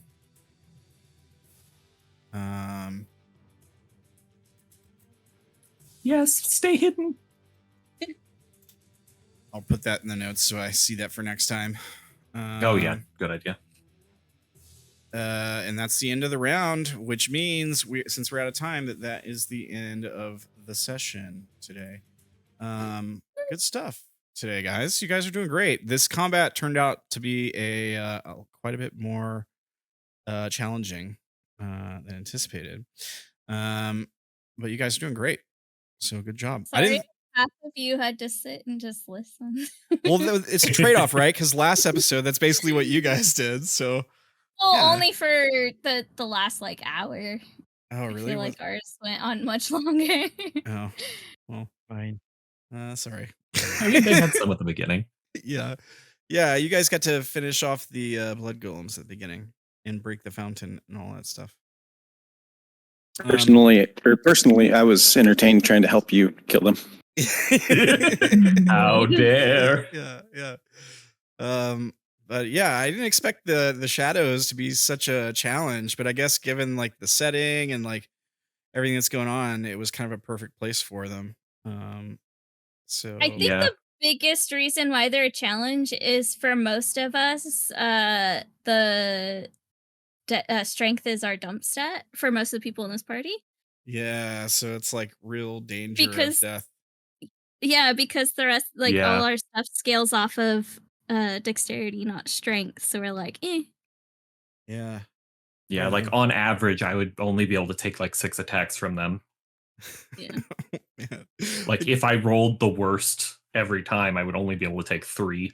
Oof. Yeah, exactly. I know if Cursed takes 2 more hits from them, there's a possibility of death. I think you have like 5 strength left. That's why I was trying to get her to like use the greater invisibility and stuff so that they can't. I'm sorry. No, you didn't do it. You didn't do it. Yeah, No, you did. We're keeping things away from you. You didn't do anything wrong. You killed the one that was on you, so you don't have to worry about that one. Yeah, and that's the big thing.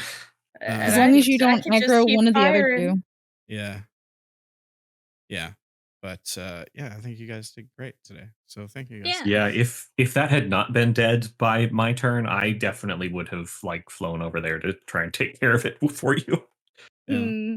The sunbeam was good. We'll do experience here in a second and all that stuff. Also, Lucero basically bought you guys a free turn with most of them, just from telling them to stand down and basically convincing them. Like he was gonna stand down, and he did for like a turn, but then and so the dogs, but killed one of them. So it's not my fault he doesn't have full control of his animals.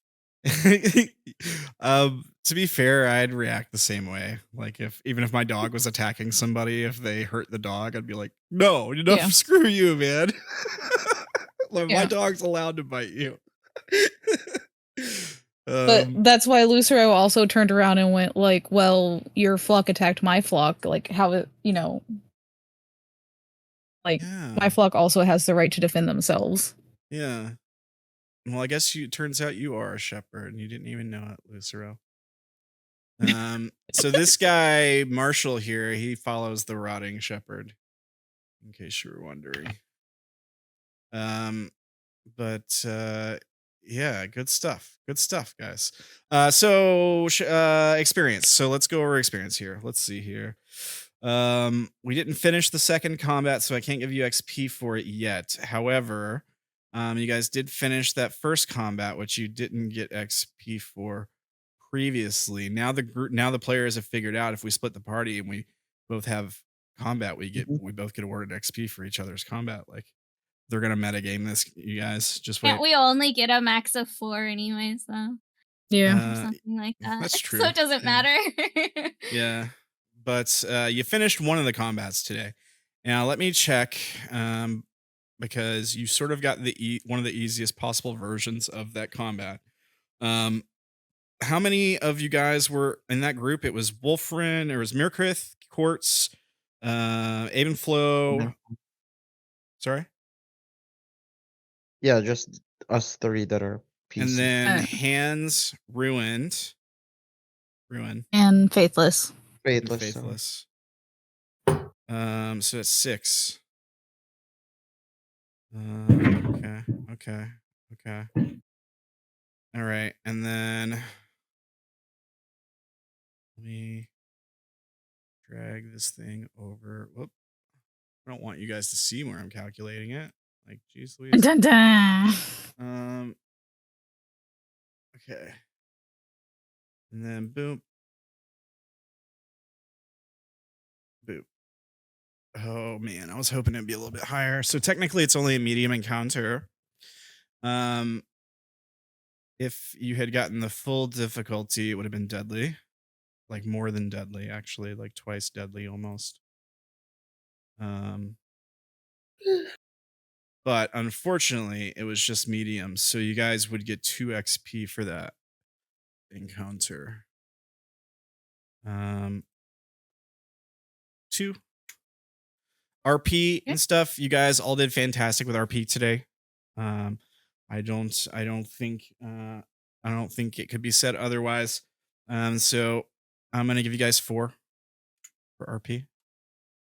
I think you guys did everything you can do, especially the attempts at talking down Marshall and stuff when you could have just like attacked him right out of the gate. I kind of figured you guys would do that.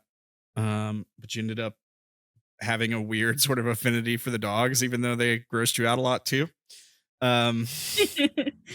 We didn't have the attack happy one with us. We actually got to talk. Oh, I see. Well, Candor is done. Remember, Candor was the one who attacked the angel, right? If I recall. Angel? Oh yeah. Yeah, way back before in Maki-e joined. Yeah, it was Look, back in it's heaven. not my fault that it was so attackable. It's Yeah, but there's funny. somebody else who has gained a reputation to bite everything else before asking questions. It's funny because like Myrkrið is like everything he sees, it's like, all right, kill it, rip it apart. And then with Candor, it's like if it's an angel, kill it, rip it apart. But if it's like a horrible demonic monster, he's like, I don't know, let's hear him out. I think the party's also lucky. I mean, that I was ready to Maki-e kill these things. Yeah, I know. I'm just giving you a hard time. Yeah. My I think the policy party's has not also failed lucky. me yet. Maki-e didn't let her trigger being called prey. Yeah, I was trying to trigger you. I just want to see. I made sure to translate that. Yeah. She was very, very tempted. Like that's why she kept pulling Lucero's hair. Yeah.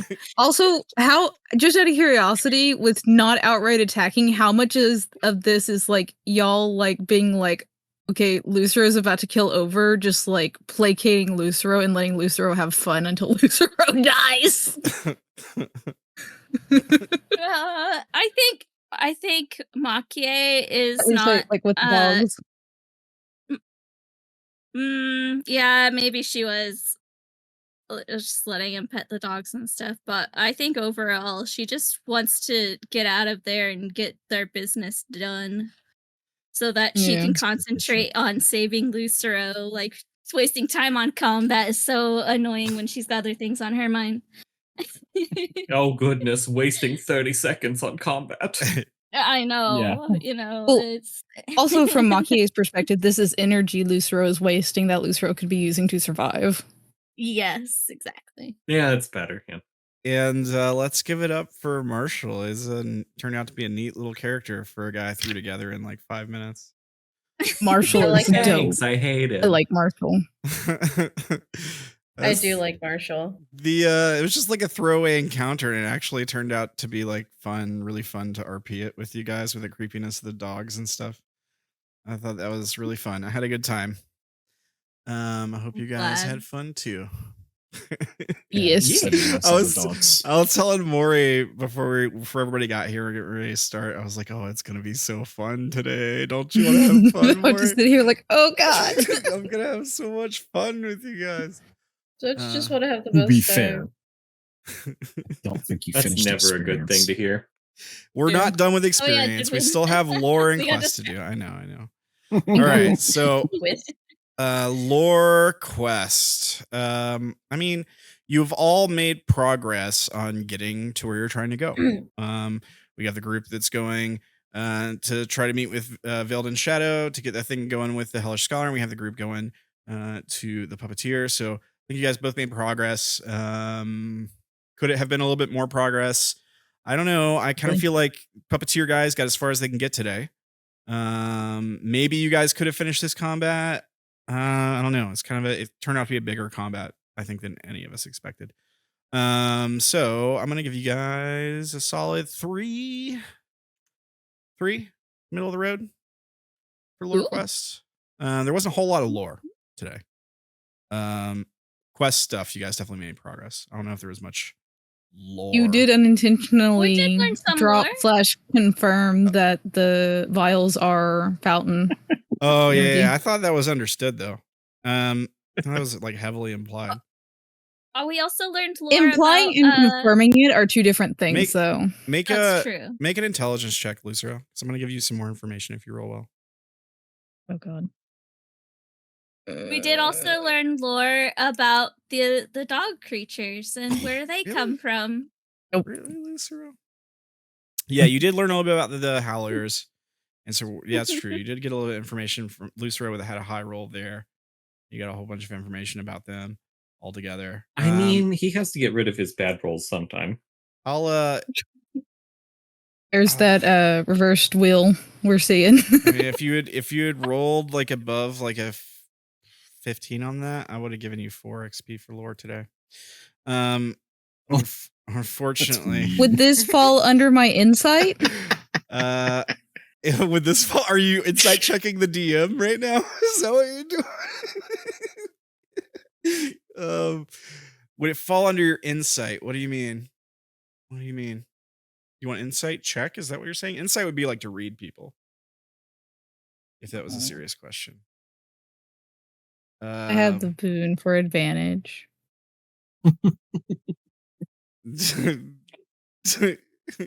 Do you? You failed your persuasion check. Apparently. All right. Rule of cool. There was a lot of cool moments today. Sunbeam was really cool. The lore on the howlers was really cool. The whole interaction, talking him down for a whole turn, was super cool. I mean, it basically gave you the keys to the combat right there, I think. Like, you basically have the combat won. It's just a matter of time, I think, because of that. Yeah, there's a lot of cool stuff today. So I'm gonna give you guys. It's hard to imagine that it could have been cooler. I don't think it really could have been cooler. I'm gonna give you guys a 4. I'm gonna give you guys a 4 for rule of cool today. Yeah. So that gives you a total of 8, 11, 13 XP, which is start to a new level. Solid amount of XP. So good job today, everybody. Last thing we need to do is make sure to do shout outs. So thank you guys for playing. You guys are awesome as always. I love playing games with you guys. You guys are the best people in the world to hang out with. And thank you guys for watching. So what we'll do is we'll start with our new shout out, which if you liked the new art for Maki-e today, here, boom. You can check out the links. If you're watching on YouTube, it's in the description below, but here's the credit for that. So check out foraffinity.net, freepick.com, raw pixel, and author raw pixel, and renderhub.com/cgaxis. That's how you say it. Or CG Axis, maybe. CG Axis. Maybe sounds right. CG. Yeah. There you go. Go check them out. What else? And join the Discord so we can chat about the art that I drew. I don't know. Yeah, you can join the Discord. It is free. It is public. You can see all the funny memes.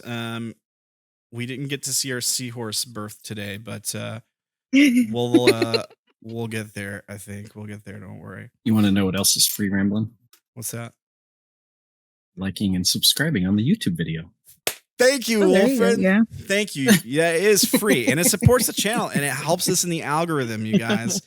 You hit subscribe, you go into the subscribe drop down and you hit that little bell the ringing bell thing, and then you'll know every time a video goes up on the YouTube channel. It'll tell you. And it's all free. Maybe give us a little comment. Give us some comments. Yeah. I really want to see more likes and more comments. That's like what I want to see more than anything. Comment Maybe. anything. Tell me what your dog ate today. Suggestions. Maybe if you Things listened like, things this you hate. far, you Yeah. can just leave a comment with the secret word, like I don't know, seahorse. I don't. Even if the comment is just Yeah. Or frog Just get a dog. bunch of I don't know. seahorses. Just give us a comment with frog dog or seahorse. I don't know. Frog Just dog is confuse the pretty rest good. of the commenters. It's a secret. That's why if you listen this far, you know the secret. Yeah. Yeah. Yeah. Do it. Yeah, or you could like tell us stuff you want to see on the show, or like if you want to see a specific character or something, even like I'm down to hear all that stuff. So just we'll talk to you in the comments section. You can also check out art for Vash, Wolfrin's original character on the show at deviantart.com/JessicaPegarero. And you can check out more art if you go to Instagram.com, TikTok.com, and Coffee.com/Ace Designs. See art by the lovely Joeann, who played Cursive for you guys today. Get that right? Good news. There's actually new art there now. Heck yeah. Oh. Nice. So go check out the new arts at Ace Designs. And I think that's everything. Thank you guys for playing. Thank you guys for watching. Everybody have a fantastic night and a great week. We'll see you Wednesday with some more Broken. And then we'll be back Monday with some more Force of Flesh. And we get to see how these guys finish out this encounter and what happens with the Hellish Scholar and the Puppeteer next time on Force of Flesh. Bye, guys. Night. Peace. Night, folks.